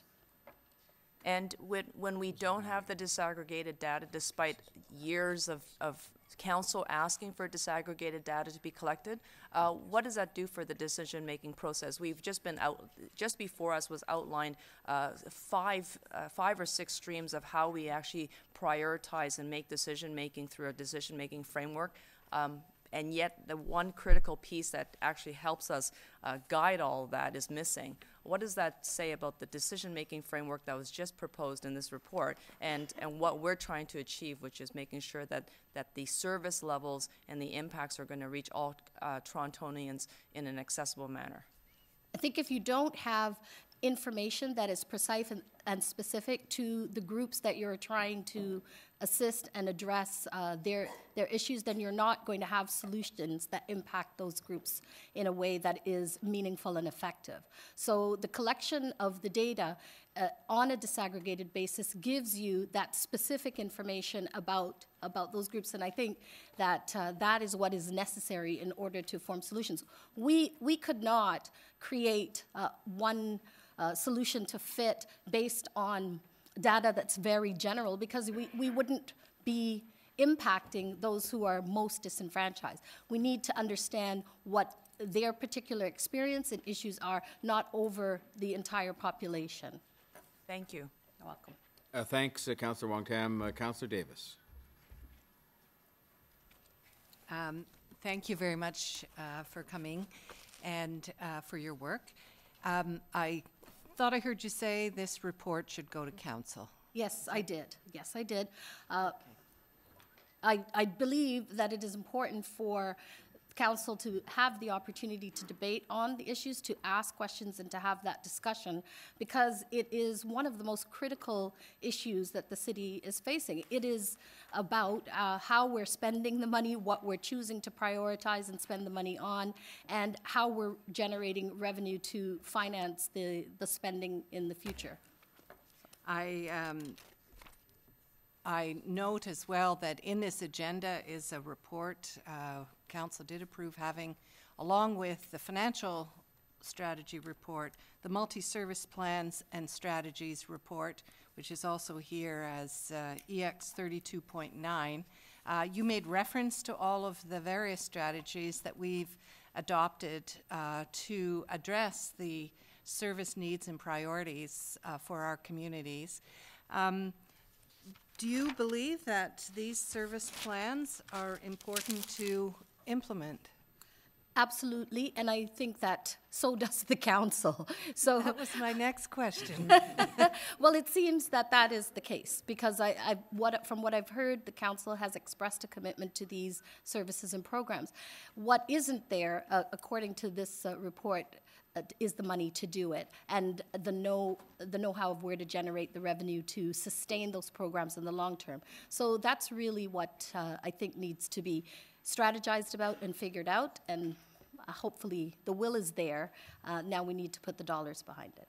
Yes, over the years we've been told, and I want to thank our financial planning people, that we ought to have multi-year plans, that we should not have services determined on just a year-by-year basis. Virtually all of these strategies are multi-year plans that would allow council to invest over time in achieving these strategies. So I think that you would agree that we also need to match the revenues to achieve these multi-year strategies over time. Absolutely. Speaking, putting my agency hat on, being funded sort of in one-year spurts and not being able to really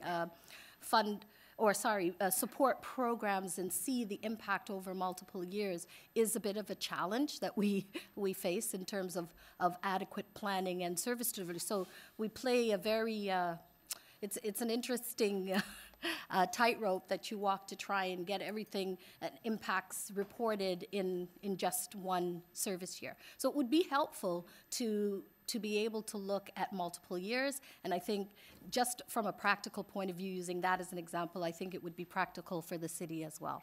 And what do you think about just pushing this all over for the next council to deal with? I hope not. I think the time is now, since we have the information now, that we can try to at least get the conversation underway. Thank you. Thanks, Councillor Davis. Councillor Shan. Thank you.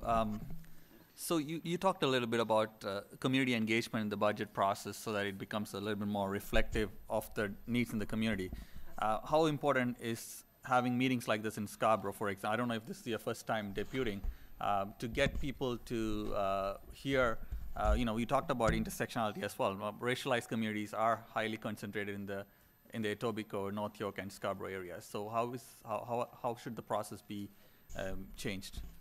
Well, I am so happy to see council here in Scarborough, the Executive Committee of Council here in Scarborough, because I think it is important to recognize that we are definitely a part of the city, and that the issues of people in Scarborough are important as well, or the issues that, on the reverse, the issues that council debates and discusses are important to the residents of Scarborough as well. So I think it is important, and I actually applaud the initiative to come out here, and I do hope you come back again and have more of these local opportunities for people to express their ideas to the City Council. Thank you. Thanks, Councillor Shan. Members of the committee wishing to ask this deputy any questions? All right, well, thank you very much for your time, Ms. Garrett, and appreciate your input. Ms. Adina LeBeau, Canadian Association of Retired Persons, and then again, just to stay ahead of the list here, Sarah Clemenhaga, Brenda Thompson, Derek Moran are the next three that come after Ms. LeBeau. So, welcome. Thank you very much. My name is Adina Lebeau. I am the ambassador for CARP Toronto and also chair of the Budget Committee for the Toronto Seniors Forum at City Hall. Thank you for the opportunity to come out to Scarborough today. The long-term financial plan is a very important document, and we appreciate the analysis and detail that staff provided in the report. However, we disagree fundamentally that there are 3 options. There is only one option for Council to choose, option 3, broader city building. The other 2, program cuts and are maintaining services at 2018 levels for the long term, are non-starters because the city's population and needs are growing by leaps and bounds. And projections over the next 4 to 5 years don't show this growth slowing down, but speeding up. Toronto City Council for many years has avoided dealing with its revenue generation challenge, but must take this on now. The long-term plan shows that the chickens are coming home to roost. If the city keeps to its current practices of setting property tax rate increases so low while not introducing any new using the revenue tools, the city could have a $1.42 billion funding gap in 5 years, and this is unacceptable. Seniors are not only big-time voters, we are deeply concerned about our children, our grandchildren, and our great-grandchildren's futures. We are all about making the city a better, more inclusive, and equitable place for everyone, and finding new revenue sources is part and parcel of Council's ongoing mandate. We definitely do not want these challenges kicked down the road and passed on to our children and grandchildren, and are looking for municipal leaders who will take on the challenge. And we will be out in full force and support you for the next municipal election if you do. Council has approved several strategies that need to be funded, and we'll talk about that later today, including the poverty reduction strategy, Toronto Senior Strategy, Fair Pass program, strong neighborhoods, youth equity, newcomer, housing opportunities, Toronto recreation services, childcare, climate action, and middlehood childhood strategy. Solutions must be found for the increasing numbers, 101,000 that are on the social housing wait list, and solutions to the dangerous, critical situation of the TTC during rush hour, the 189,000 on the recreation waiting list, and the 3-year wait list for vulnerable seniors to get dental care, 15,000 children waiting for childcare spaces, and Toronto's 27% child poverty rate, the highest in Canada. And we also have 52% of the workers who don't have stable and secure jobs. The numbers will only get larger. Now is the time to start doing something, invest, and reverse the trend. In order to act, we need both creative thinking by Council and cooperation by all orders of government. The City of Toronto needs to show it's serious by using its available revenue tools to prime the pump.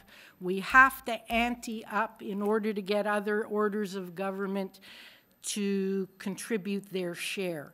A property tax 1% increase would cost the average homeowner of a $624,000 property an additional $28 per year. That's 50 cents a week. 2%, $56. And each point brings us $36 million into our kitty. And then there's the amount of operating money, $400 million, moved into capital every year. Well, we could keep some in operating and move a little less out. Over the long term, we need Council to be creative, focused on revenue generation, and think out of the box to get us new revenues. Lastly, I understand that the long-term financial plan may not be brought forward to Toronto City Council for debate. I strongly urge Executive Committee to bring this plan forward now for discussion. It's about the future of our city. It should be the basis and foundation for the upcoming election campaigns, educating voters and getting feedback from them as to what they want for our great city. It's really important that the councillors know about. Nothing could be more. And what you will learn during this process is absolutely critical for the future of our city. Thank you very much. Thank you, Ms. LeBeau. Are there questions of this deputant? Okay, seeing none, I will thank you very much for your submissions, and we'll go on to Sarah Clemenhaga, please. Hello, thank you, Mayor Tory. Thank you, councillors. The overall messages of this excellent report, I think, bear being repeated, not just here, but to all the residents in Toronto. Two of the most important messages that I got from this report is, firstly, that there's a serious misalignment between council priorities and council funding. It's huge. And the second important message to me was that relying on current funding sources means that the city will be unable to maintain current service levels, which is of serious concern to me because I think current service levels are already insufficient. So the idea of reducing even those service levels is problematic. So I came here to ask you the following. Firstly, to show that you take this, like I said, excellent, comprehensive report seriously by please taking it to the full council meeting so that it can be discussed now and not in 7 or 8 months. And I would recommend that as a council, we do commit to or you do commit to a city building direction. My second ask is that you listen to the recommendation in the report of increased engagement of the public in the budget. I think people need to be included in the process before the budgets are completed, not after. Thirdly, in line with the problem of the misalignment between council priorities and council funding, we need to be looking at including funding commitments and costing when council is adopting policies and plans. Finally, I would just like everyone to examine the language around maintaining affordability. This was a big, it's on our slide, it's in a lot of the communications that we're maintaining affordability. As a city, we are not maintaining affordability. We're maintaining low taxes. And yes, we have low property taxes, lower than most of the GTHA, but no, we are not an affordable city. Housing is not affordable. Transit is not affordable to many. Childcare is not affordable to many. So the idea that we're maintaining affordability is to me and to many, many residents is not accurate. Thank you very much for your time. Thank you very much for this report. And thank you for coming to Scarborough. I don't live in Scarborough, but I came out for this meeting and I'm glad to have the opportunity to do so. Questions of the deputant coming from Councillor Wong Tam, please. Thank you very much, sir. I'm over here, sorry. With respect to the importance of having this report be before City Council and perhaps having City Council take a position on the city's future long-term before the election, how important is that? Is it something that critically has to be done, or is it something that we should bunt down the road as suggested by the city manager? From my perspective, and it's certainly critical that it's done because it affects every single thing we do in the city. It affects how we run the city. It affects the future. It affects the present. And the time is now. It shouldn't be many months from now. So I think it's critical that it goes to council. A lot of work has been put into this. It's very important. The messages are important. So it should go to council, not just a committee. And should it not go to City Council, how do we have this conversation around new revenue tools regarding the future long-term fiscal health of the city? Like, how do we have that discussion on the eve of election if we don't get it before council? Like, is that something that happens on the campaign trail? Does that happen? Like, I'm just trying to figure out how do we have that discussion in a much broader and holistic way, but before we go to the polls? Yeah, that's a really good question. I mean, obviously the media will bring this up. This will be on the campaign trail, but it's really, it's so crucial that the city shows it is important as a council, because residents should not have to do all this work themselves. The report's been made, by bringing it to full council, it affords residents the opportunity of learning more about it. So there are other ways of getting this information out there, but the best way would be through a council meeting. And so if this, the affordability of the city, as you highlight, is important, and this is becoming a much very expensive city to live in. In this report, is there a strategy that deals with the affordability of the city as you see it? Well, by talking about whether we're taking a city building direction, that deals with affordable. By talking about what service levels we can expect or how those service levels may be cut, that all has ramifications for affordability. I think the city's plans and priorities that have been adopted talks about affordability, and this plan tells us that we can't afford to implement those other priorities. So that, to me, that's how it addresses the affordability question. In this report, it also speaks to the possibility of additional user fees. It also talks about, asset optimization, so that oftentimes is a code word for perhaps privatization, like that could drive some costs up. How does this report line up with the concept and the pursuit of building a more affordable city? I'm not sure I can, I can answer a detailed question about, which part. There's a lot of parts in the report that point to good directions to take in the future. The user fees, to me, is not one of them, but I think there's other areas that it points to good options for our city. Like I said, increased engagement, looking at new revenue tools. Privatization also, I don't think that's a good idea, and I'm glad to hear Mayor Tory clarify his position that he is opposed to privatizing Toronto Hydro. But I think there's so much in here that to look at it more fully, we can find what we need, and we have it in other city plans as well to say how we make our city more affordable. Okay. Thank you very much. Thanks, Councillor Wong-Tam. Any other councillors wishing to? Yes, Councillor Davis. Not sure I heard. You think this report should go to council? I do think this report should go to council 100%. Thank you. Thank you, Councillor Davis. Any other councillors wishing to ask questions? Thanks very much for your deputation. Then we have, just to make sure again we get people lined up, we have Brenda Thompson next, and then Derek Moran and Fred Shilson. So if we could get people in position, that would be great. And Ms. Thompson, over to you. Thank you, Mayor Tory and members of the executive and members of council. I just wanted to take a moment to thank Mr. Wallace for his report. And I'm sorry that Ottawa has scooped him up, because I think he brought some much needed clarity to Toronto, and I will definitely miss his keen eye. I think I'd like to talk about how the long-term financial plan affects the Fair Transit program and the TTC ridership growth strategy.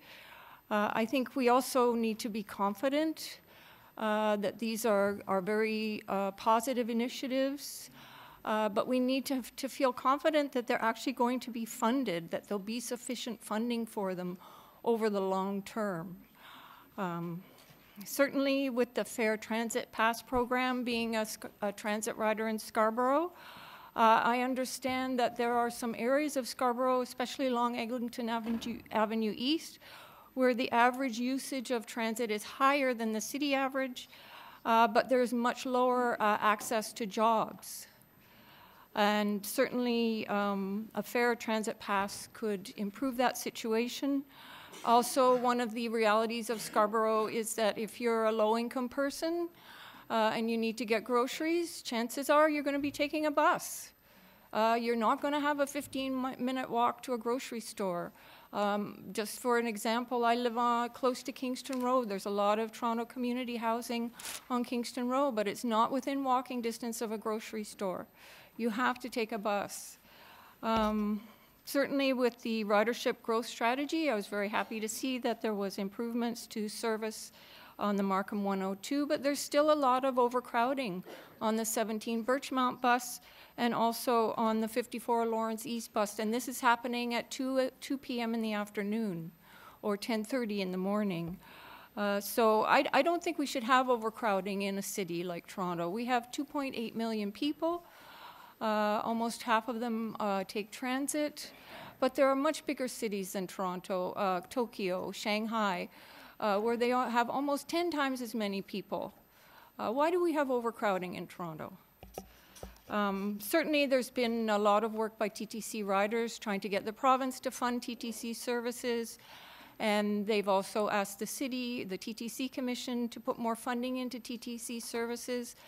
And it ends up being just this little circular dance where the city says, well, we don't have the money, and then you go to the province and they say, well, the city won't raise their property taxes, so we're not giving them any money. And I think that dance has to stop, and we have to actually sit down and seriously contribute something toward that goal. There's $700 million needed for transit service to improve it adequately in Toronto, and I think both parties have to give a little bit on that. I guess in conclusion, I would just say, please don't cut services, and don't just maintain them either. Raise new revenue to make good on your promise, and address these much needed improvements. Keep it public, and please bring it to council. Thank you. Thank you, Ms. Thompson. Are there questions of this deputant? Thank you very much. Oh, I'm sorry, Councillor Ainsley had, Ms. Thompson, Councillor Ainsley had a question. Sorry, Ms. Thompson. Yes. Good morning. So just to clarify, so we're looking at building a more comprehensive system in Scarborough of Smart Track, LRT, the subway extension here to the Scarborough Town Centre, but you're saying we still need better bus service in Scarborough? Definitely. I think there's going to be, with the current transit plan, there's going to be a new bus terminal with 24 TTC bus bays next to the Scarborough Town Centre. That tells me we're going to have more people taking buses than we did before, and that we really need to have that service in place. Okay. And Scarborough Transit Action, are you in favor of the Smart Track network that we're building? I'm in favor of transit, but I don't support the plan to replace 4 RT stations with 1 Smart Track station at Lawrence East. Okay, but you do see a benefit in having the Smart Track system that we're looking at implementing? I think it has a benefit. I don't know whether it has the most benefit, but I think it has a benefit. Okay, and then when it comes to regional transit, are we doing enough in terms of interconnecting with Pickering and Markham if you're a Scarborough resident?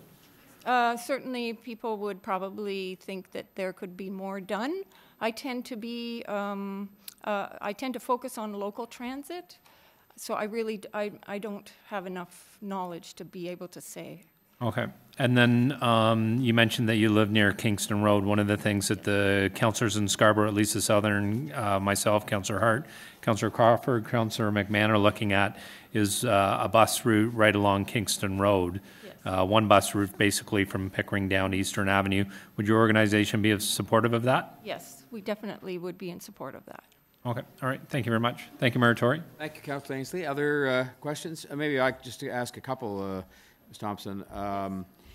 First of all, because you made reference to some of these things, and I wasn't clear that the reference, acknowledged, for example, on the Fair Equity Pass that for the first time ever, there is funding this year to begin the implementation of a Fair Equity Pass for the first time, and you'll acknowledge that that is happening and it's been part of our poverty reduction strategy?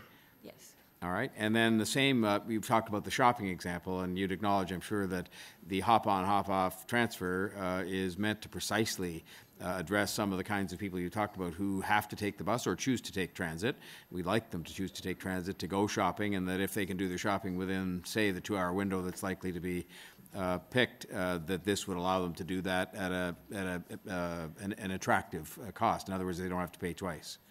Yeah, I think that's a positive initiative. However, there are some people that they just have to be able to find the money to get on the bus in the first place, because for them to walk to a grocery store is not really realistic. It's a 40-minute walk.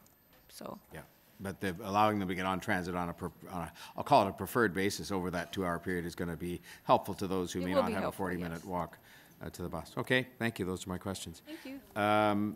Thank you, Ms. Thompson. Then we have next Derek Moran. I just want to say by me speaking at this meeting, this shall not be deemed to be in any way my consent, express or implied, and doing so is fraud. God bless Her Majesty the Queen, and long live Her Majesty the Queen. You know, like to think of this lady as the matriarch of the Northern District Library. Have you ever been there, Meritori? You should drop by sometime. But we were talking yesterday, and she agreed with me that the only reason people pay property taxes is so the City of Toronto doesn't come and steal your house from you. Because as I've discussed before, all taxes and fees and charges from the City of Toronto are prepaid by the federal crown. That's what's basically discussed in Section 336 of the City of Toronto Act. And if anyone wants to take the time to read that. In regards to privatization, I just wanted to point out that when Premier Wynne did what she did with Hydro One, that I've tweeted a few times actually to Commissioner Vince Hawkes on Twitter and asked him the simple question, how does one privatize the asset of a public trust without it being a breach of the trust? Just something for you, Mayor Tory, or maybe Mayor Sarah Kleiman-Haga that just spoke sitting behind me to think of come November. Another thing is about, well, he's not here right now, the city manager mentioned about budget committee acting as more of a challenge function. I think I saw where he's going with that. I just want to point out to everyone, you could have had that, except Councillor Davis and Councillor Perks were the only two people that put their names on the list to replace Councillor Layton when he resigned from the board by the deadline. Who got replaced to replace Councillor Layton? Councillor Mahevik. So I just want to point out that it seems that the City of Toronto doesn't even play by their own rules, and quite frankly, all the people of Toronto are harmed by not having Councillor Davis, Councillor Perks, and also I'd say Councillor Wong Tam not on the budget committee, because look, they're the only ones really asking all the questions here today. They're not even on executive committee, because they're all a lot like I find, you know, Councillor Carroll at the police board. Oh, Chair Pringle, I have another question that's going to obviously rankle Chief Saunders, and we need people like that that ask the tough questions. And again, when it comes up again, those three people should automatically be on budget committee or audit committee. So I just want to thank City Manager Peter Wallace for using in this report the word transparency 10 times. So in this report, it mentions on page 65, financial and other decision-making information. Most participants want more information and for that information to be presented in a way they can more easily understand. Participants acknowledge a tension between providing all the data available, which is inherently complex, and providing more accessible data, which often requires reducing the level of detail. Participants suggested potential solutions to this challenge include expanding the open data program to include more topics and sources, creating more dialogue and opportunities, and here's the best part, for the public to ask questions. And he's not here right now, geez.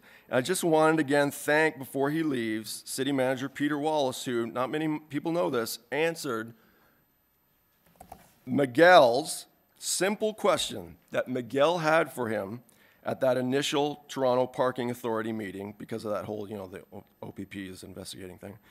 Take notice the Supreme Court of Canada in Doe et al. Versus Canadian Surety Company 1937 said, misrepresentation may, of course, be made by mere silence or concealment. And you know, Mayor Tory, I feel so strongly on this subject about if you guys can ask us questions, we should be able to spend 5 minutes asking you guys questions. And this expensive city staff that we're all stuck paying for, I did a freedom of information on it. And what I got was a signed letter from Daphne Donaldson saying the council procedures do not include a provision on the public's ability to ask questions of staff or members of council during council or committee meetings. As a result of this, the public does not have this right. She implies in here that we don't have that right unless you people that go around every 4 years begging for our vote give us that right. Well, a guy named Scott Duncan on Twitter weighed in on this. He doesn't even really like me. And what he said was, seriously, She just said, Daphne Donaldson, that if the City of Toronto doesn't explicitly grant a right, then you don't have it. Let that sink in. I'm here to tell you all, my rights and freedoms do not come from public servants that Joe Penichetti even once said, municipalities are not even recognized in the Constitution. We should have the right to ask you people simple questions regarding material facts and information in regards to all this, because we're stuck paying for it one way or the other, right? All right, and on that note, I'll thank you very much for your comments. Are there any questions of Derek Moran? Thank you very much for your time, sir. Thank you for not calling me Mr. too, Mayor Tory. All right, just to again follow the practice we've been following, Fred Shilson is next from QP, and then Ting Isagani and Moya Biel. So if those people could be organized, then we're ready to proceed. And Mr. Shilson, you're next. Okay, thank you. So my name is Fred. My name is Fred Shilson. I'm the recording secretary at Local 79, and I grew up in downtown Toronto, the old city. I grew up in the East End, and I had a father who worked for the city. So I was able to, I always had this idea of the city being this place on the hill where people provided services that people needed. You know, if you were down in your luck, the city would help you with a hand up to kind of get you back on your feet. Those days are starting to become fewer and fewer for our staff. We don't feel that sense of, there's a pride in public service, but there's also a stress when you go into work thinking, am I next? When I say that, we see the cuts happen all the time. Now, the report had stated there's 27 directly employed staff at the City of Toronto. 20,000 of them are Local 79. I'm not sure many of you are aware, but the majority of our membership is actually part-time. That's the status that we've created with positions that aren't being filled left and right. In the 2018 budget, there were cuts to Toronto Employment and Social Services. There were cuts to Toronto Court Services. In the division I come from, in long-term care, we've had outbreaks going on in almost all 10 of our long-term care homes for months as a result of just not having enough.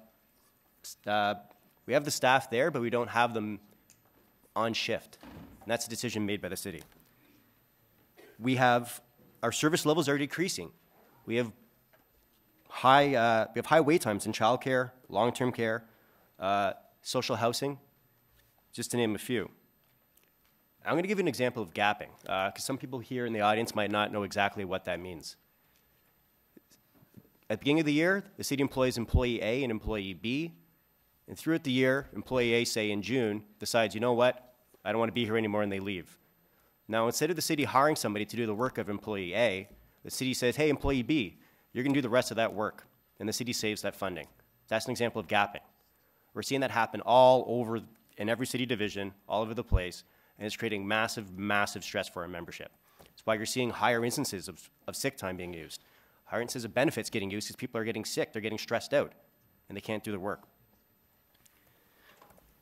The other major problem that we're going to start seeing is that you're going to have a massive graying of your public service. They're all retiring. I'm thankful.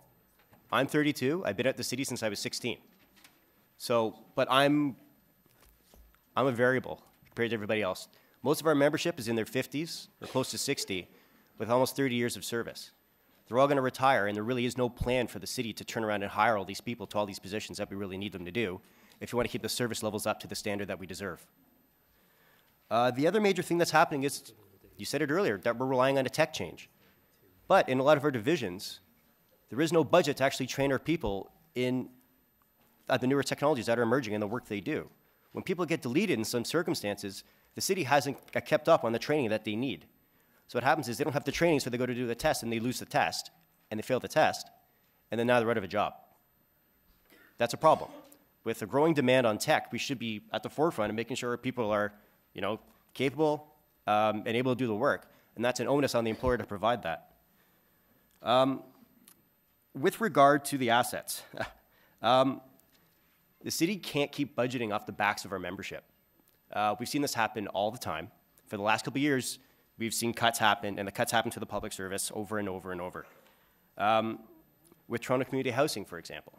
Our membership also includes people who are at Toronto Community Housing, and they're scared. Because they see the tenants first report, they see the parts in it that speak to offloading to not-for-profits. And in the report, it speaks to $9 billion in assets that Toronto Community Housing owns.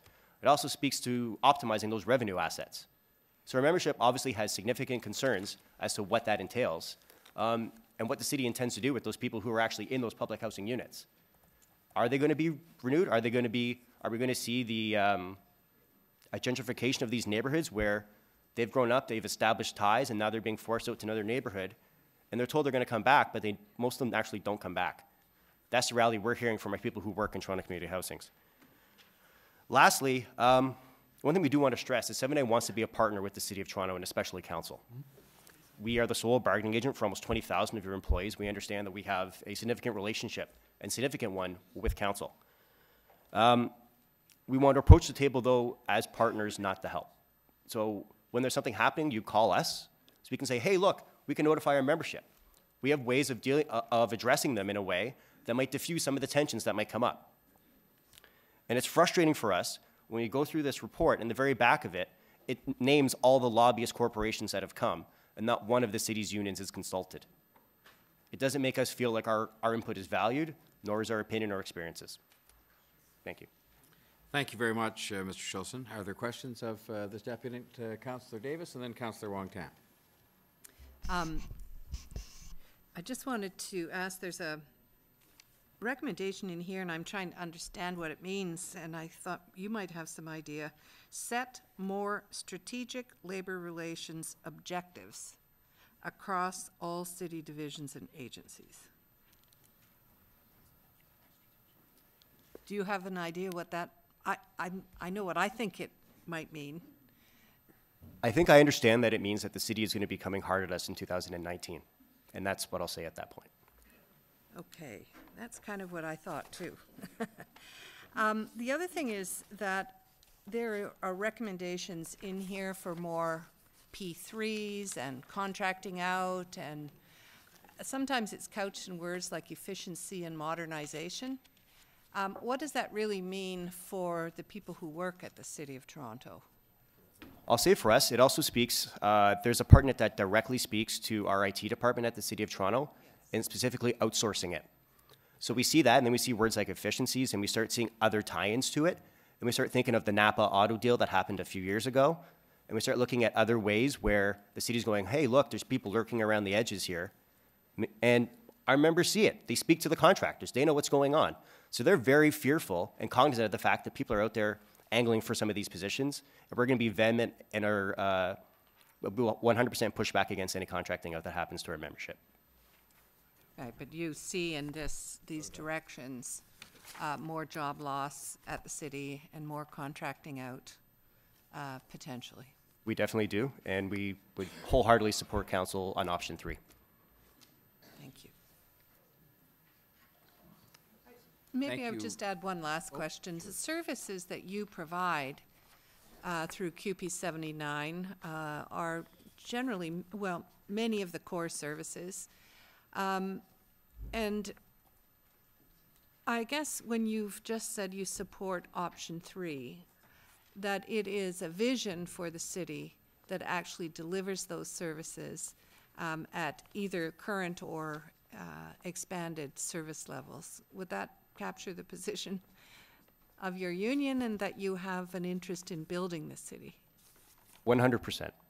100%. We wholeheartedly support the City of Toronto. We want it to succeed, and we want to do our best to make sure that we can provide the services that Torontonians deserve. Thank you. Okay, Councillor Davis. Thank you. Councillor Wong-Tam. Yes, thank you very much, Mr. Mayor, and through you, I want to ask a question regarding the sick days and perhaps lost productivity as members of CUPE, as the public service, are being asked to do more and more with less and less through this measure called gapping. Has CUPE measured the human impact of gapping on the membership? Our health and safety, we have 2 health and safety consultants that are booked off full time for us. They've been examining the rates, and we've noticed significant increases in the amount of people taking lost days as a result to workplace stress, as well as in some of our divisions where they deal with primarily the public directly, such as childcare and long-term care. We actually have had increases in violent occurrences happening in the workplace with workplace violence. And so how does that affect service levels to the residents of Toronto? Well, they definitely go down, because if we don't have any bodies there to do the work, or you're bringing in someone who's not I'll use long-term care as an example. We have something called a continuity of care in long-term care, which means you are served by the same people over and over so the resident knows who's there. When you have a staff member who gets sick or is burned out or can't work anymore, they have to bring in a staff member from another floor who doesn't know that resident as much. You're not getting the same level of service as you would normally get by having somebody else there who doesn't know the resident as well. That's similar in other circumstances where if you're bringing in somebody in to cover off, you want to make sure that they know the ins and outs of the work you're doing to make sure you're giving the best possible care and the best possible service to the people you're working with. And so does that have an impact on the residents of Toronto when they see the service levels go down and especially for long-term care facilities, the continuum of care that is required? 100%. I mean, you know, we care a lot about the people we serve. They're almost like our families. And when we start having concerns about how we can deliver that service and, you know, there's roadblocks put in, it becomes very discouraging. And after years and years of it, you start getting hopeless. And that's why we're here to push back and kind of say, you know what, enough's enough. We're going to make sure we fight for the services we provide. And what does that do to the morale of the public service? It's low. It's low. We're striving from leadership, and we want to see investments in the work we do to know that our work is valued and us as employees are valued as well. And just saying workplace wellness doesn't necessarily encapsulate exactly, you know, it's one thing to have a barbecue. It's another thing to say, hey, you know what? You're doing such a good job. We're going to make sure we're giving you the resources to keep doing that good job. We're not seeing that currently. So this report, the long-term fiscal plan, speaks about the Toronto Public Service agencies and corporation staff needing to work together to find the solution to bring us to financial stability, to deliver the service levels that residents have come to expect. And what you're saying doesn't line up with what the report is saying that is needed. How will your membership, the Toronto Public Service as represented by CUPE, how will you be able to really, under the banner of collaboration and partnership, how will you be able to weave yourselves into this where your voices will be heard, where your membership is going to be represented? Well, I mean, we do represent 20,000 people who live and work in the city of Toronto. There is an election happening very shortly. And we will be supporting people who support building this city up and not cutting out services. That's the initial way. The second way is we will work with you, but we want to be treated as partners. You know, we don't want to be pushed to the side and having to deal with the scraps. We want to make sure we can do the job, we do it well, and, you know, we want to make sure that we have an input to how it's done. There were a number of stakeholders that were consulted through the public consultation process, from taxi drivers to Board of Trade to it's a wide range of stakeholders. Was CUPE involved? No, we were not. Did you make a request to be involved? I can't answer that. I know that I personally went on my own, like obviously went on my own time. I went and participated in the consultations myself, as did several others, but I can't answer that. I can double check on our end. Okay, thank you very much. Thank you. Thanks, Councillor Wong-Tam. Any other questions of this deputant? Okay, Mr. Schulson, thank you very much for your deputation. Ting Isagani, and then the last but not least, Moya Bial. And Ms. Ting Isagani.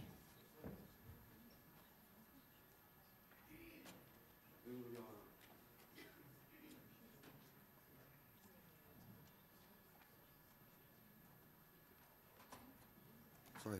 I say good afternoon. Sorry, Thank you, sir. You have 5 minutes. morning. Thank you very much. My name is Ting Sagani, E. Losada, residing in Ward 41 at 350 Alton Tower, Suite 701, Scarborough, Ontario, M1B, 5E3. My main concern is, I thank the good government of the Executive Committee to give me a chance to speak about my concern. I thank thee. Mainly, I want to express my concern of the urban expansion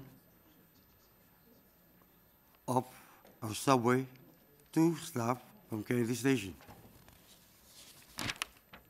of how people's money to be spent, estimated 2.5 billion, while we have free existence of present LRT transit system. why spend so much dollars from our city copper on this issue? Instead of surplus, we might have shoulder some deficit in the process. Plus, we have studied for years on this concern, on this enormous project that we're going to have. Now, good government of executive committee kindly listen to the people, outcry of the people, right? Why spend so much money? We could just lengthen LRT, maintain thoroughly, scheduling, when to rush it, okay? We will save a lot of money, in my opinion. Because we got to redo sewers, sewer, fiber optic, line, and etc. Now, if we do go on with this project, of how much money more we're going to spend while we building this enormous project for the future. Inflation, wage increase,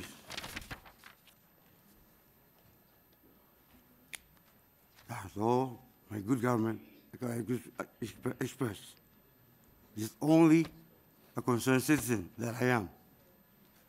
I thank thee for giving me opportunity to speak before you.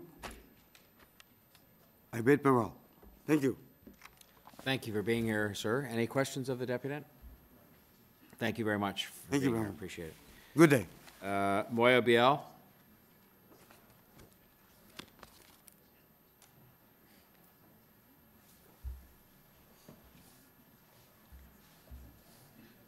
Good morning, or good morning, I think it still is. Good morning. You have 5 minutes, and it's now good afternoon, but please go ahead. Thank you, Mayor Tory. And thank you, councillors. Thank you, Executive Committee. Thank you for coming out here to Scarborough. And thank you for the opportunity for us to discuss with you this important report. And I certainly hope that council gets to discuss it as well. I think it's counterintuitive in a way that council wouldn't have the opportunity to discuss something so important as the long-term financial plan. Thank you also to Mr. Wallace and his staff for preparing this report. It's long overdue, I think. It's been known for over a decade that Toronto has a revenue problem and that Toronto has to come to grips with that revenue problem. My one concern about the report is that it doesn't really mention an important factor that we have to deal with, which is the factor of climate change.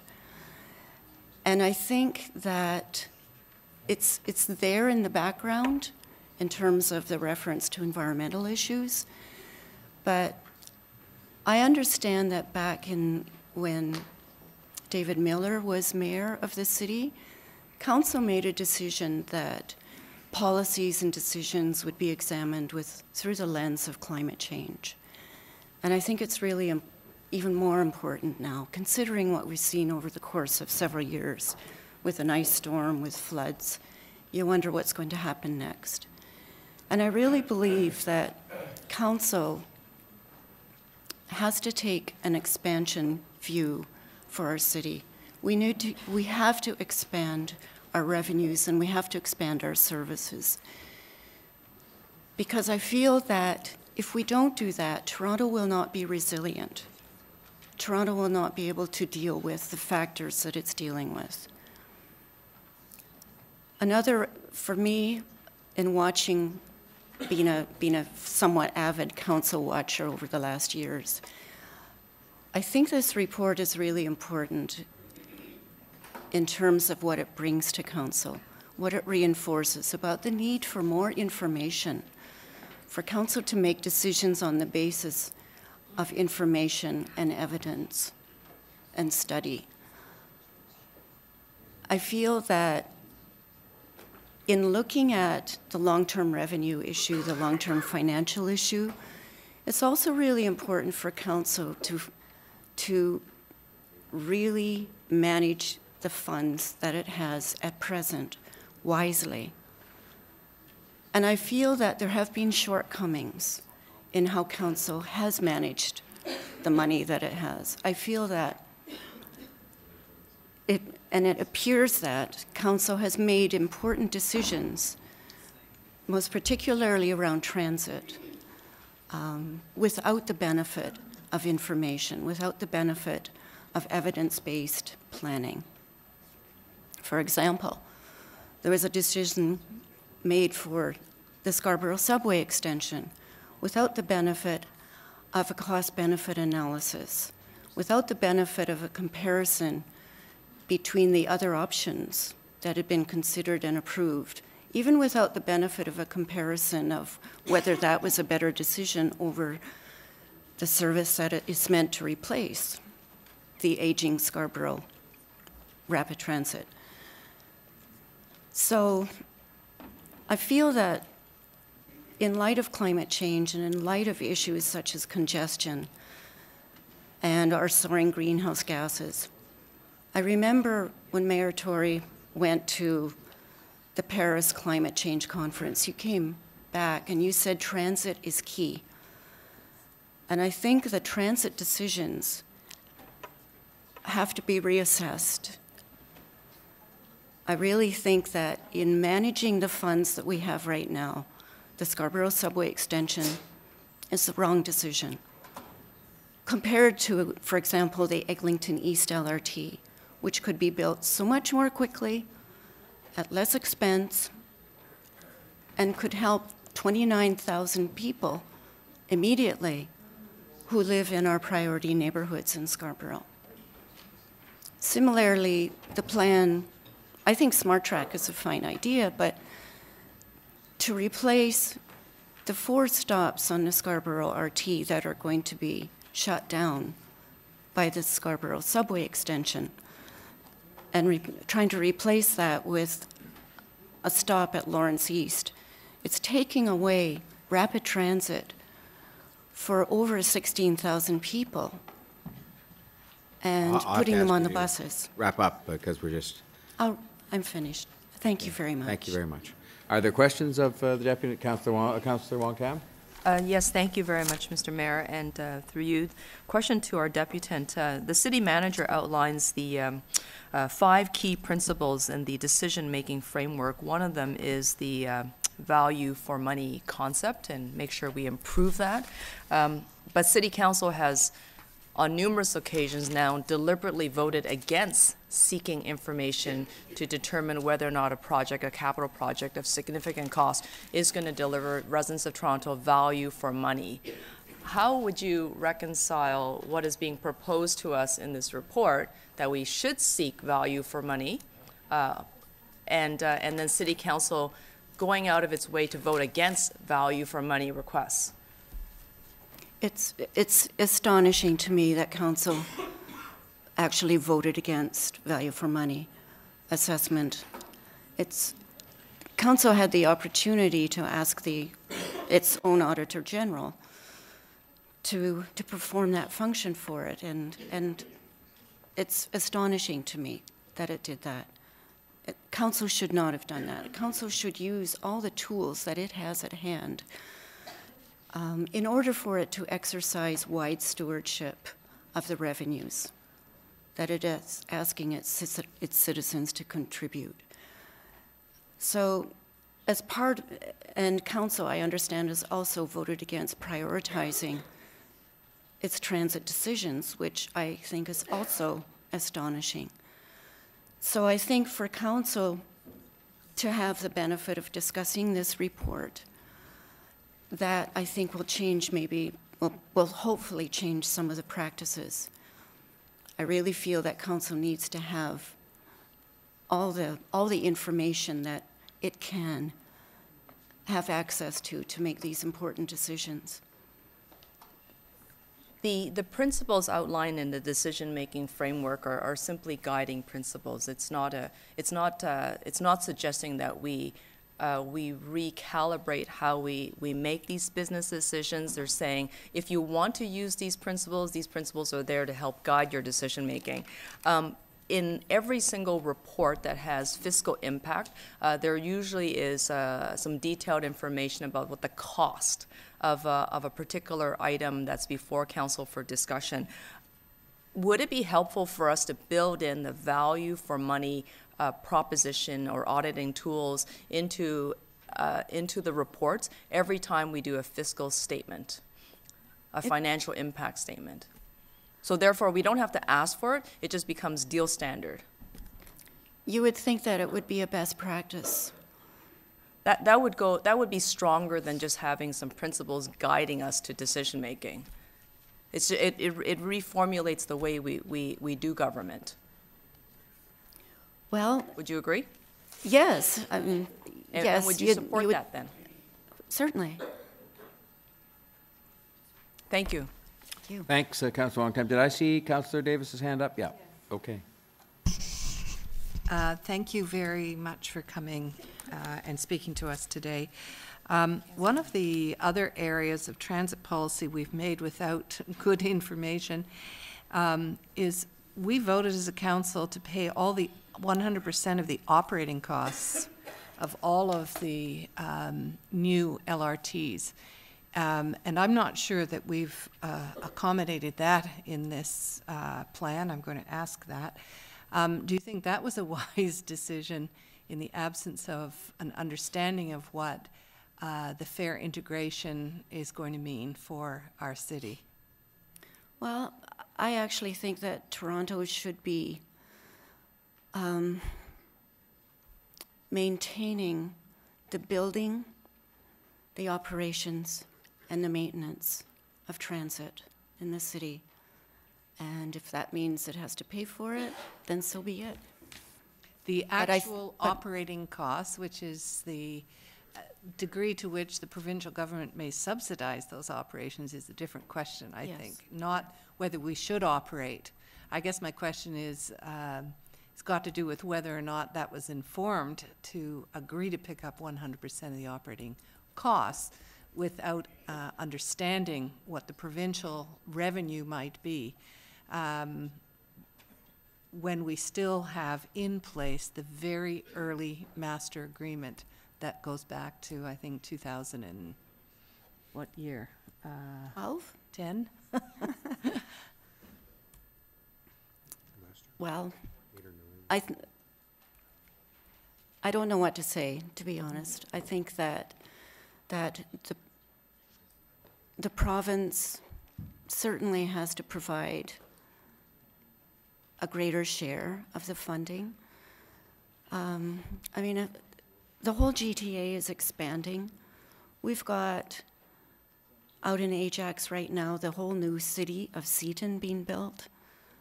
And a lot of those people are going to be driving down the 401, coming down Kingston Road to their jobs in the city, adding to the congestion and adding to the greenhouse gases. And I think that there has to be, I guess, a fairer discussion about how this all gets dealt with.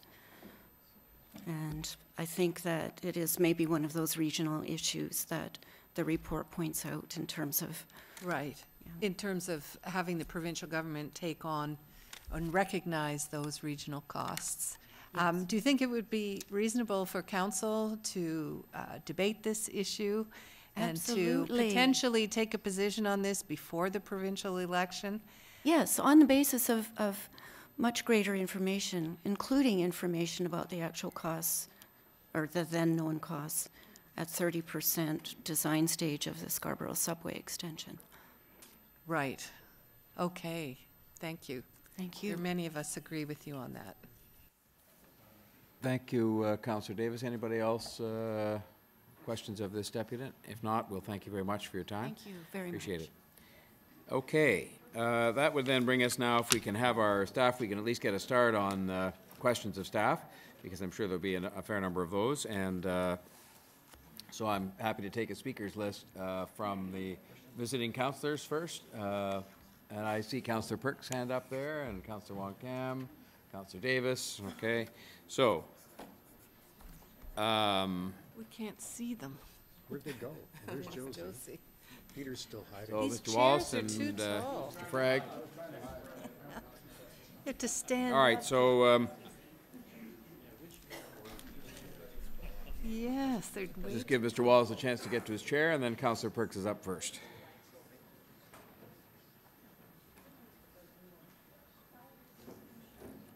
All right, Councillor Perks, over to you.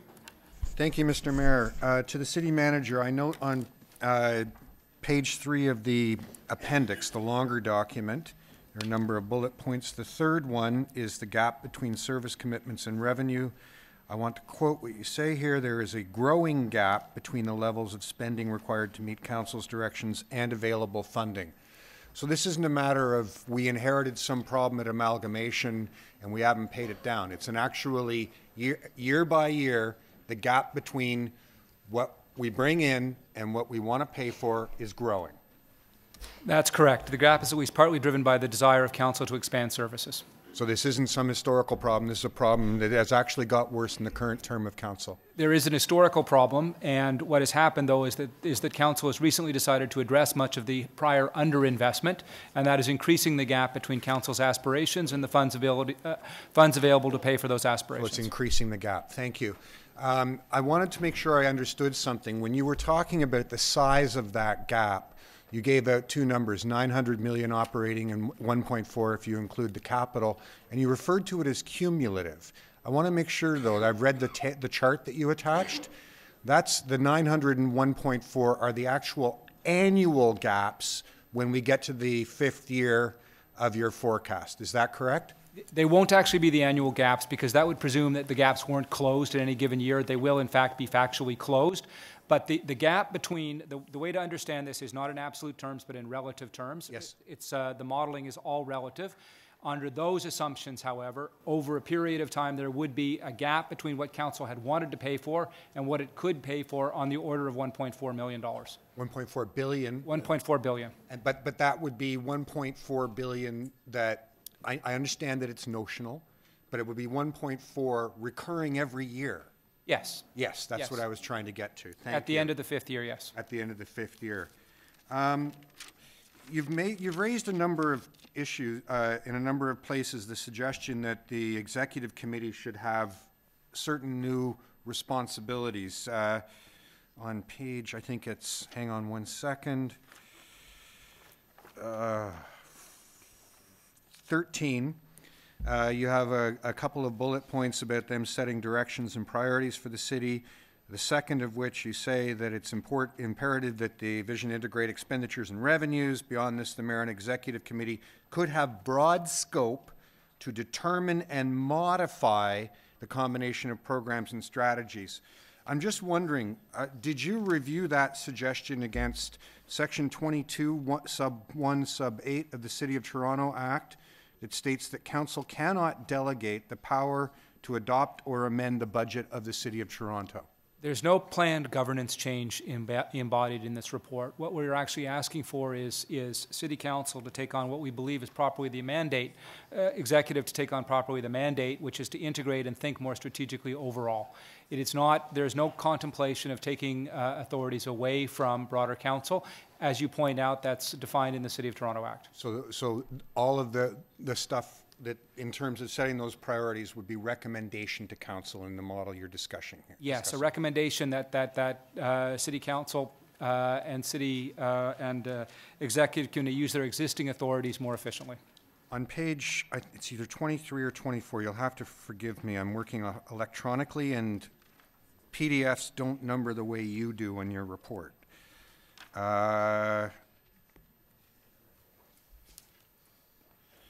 It's numbered as 24.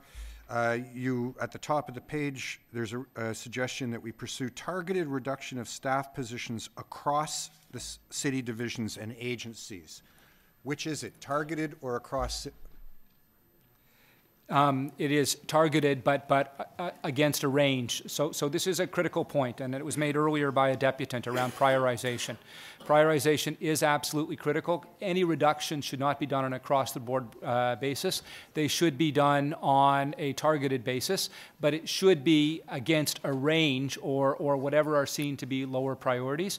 The range should not automatically exclude agencies. It should, in fact, include agencies. Well, I understand the point about agencies, but so you are not advocating that there be a set number in each department, in each agency, just right across the board. You're saying if you want to make reductions, they should be specific and they should come from some kind of priority setting exercise of council. That is correct, yes. Okay, thank you. On page 27, you talk about 5-year reviews of services. You use phrases like shed services in various places, and that there be some sort of analysis done looking at what's a core service, and that there be a tool evaluating all other services. How does that differ from the KPMG core service review that we did 5 years ago?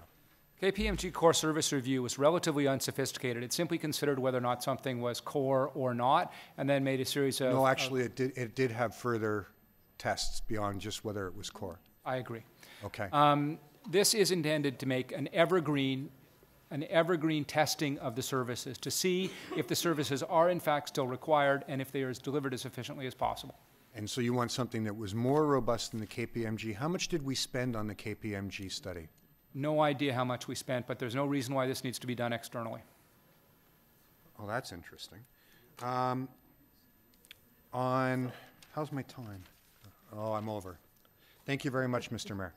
I appreciate the extra minute. I'm sure Mr. Wallace did too. Thank you. I'm sure he did. I can just see it in his face. Councillor Wong Tam is next. Thank you very much, Mr. Mayor, and through you to our city manager. At the end of 2016, you provided the executive committee and city council an update on the long-term fiscal plan report, and my understanding was that this document that's now before us was supposed to come out in the second quarter of 2017. I recognize it was late. This report was supposed to inform us moving into the 2018 budget. It's now here. The 2018 budget is adopted, but in your report in 2016, you also clearly outlined that city council would be provided with some advice through the executive committee, and the city council should be discussing this report. But in this report now, your recommendation is that the executive committee requests you to go back and do some additional investigations. How did that change? Why are we not going back to city council? The choice about whether or not there is a referral to City Council could be raised at this committee. The focus on the report is actually getting the work done and requesting that staff engage in a number of what we view as staff necessary additional incremental steps, including it's quite a significant agenda, and I believe that the Chief Financial Officer and the Director of Financial Planning both have considerable work to do, and I think the focus on the report is initiating that work at the staff level so returning council can be informed by more information. So, but you would not object to City Council actually receiving this report before them at the next week's meeting, even though you didn't make that recommendation in this report? This report clearly says the executive committee is going to make this request of you. But you actually meant to say, did you mean to say that this was supposed to go to city council? The focus of the report is on getting staff ready and getting the city ready for a conversation at the start of the next term of council. Having said that, I would have no objection, staff would have no objection if this were referred to council for a broader conversation. Okay, so if the executive committee decides that this was not going to be the recommendation that they adopted, that they were simply to receive this report without any debate or discussion at city council, would you still proceed to go ahead to do this work? Absolutely, yes. The would direction from executive committee, as the recommendation said, would be sufficient, in our view, for staff to undertake a number of I think, critical next steps in terms of being ready to advise a returning city council in later this year and in 2019. So just so I have a clear understanding, if the committee decides to receive the report or defer it, and your intention is to still have staff continue to do the work, what would take precedent? The recommendation is that city staff report back to executive committee in the future. We would take that as an opportunity to undertake necessary work. Can I get a response from a city clerk as well? Yeah. So just to clarify, the question is, what would take precedent? Would it be a recommendation of this committee, or would it be the recommendation of staff, even without this committee advising it? Or would it be council's last direction from 2016 that staff was to bring back the long-term fiscal directions plan? That's for John.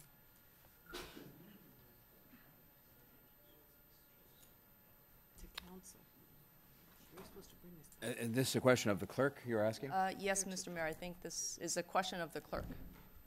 Question, again, well, maybe Councillor Wong-Tam can repeat it. What would take precedence is the original direction to bring back a long-term financial plan by the council, the staff work that's going to be done, and the executive committees, if it were to decide to send it back to staff. Is that? That's correct. So if this committee does something that council provided other directions in 2016, which is to bring back the report and debate it as whole at City Council, but if this report doesn't get to City Council, for whatever reason that happens today, if it's either deferred or perhaps received, what takes precedent?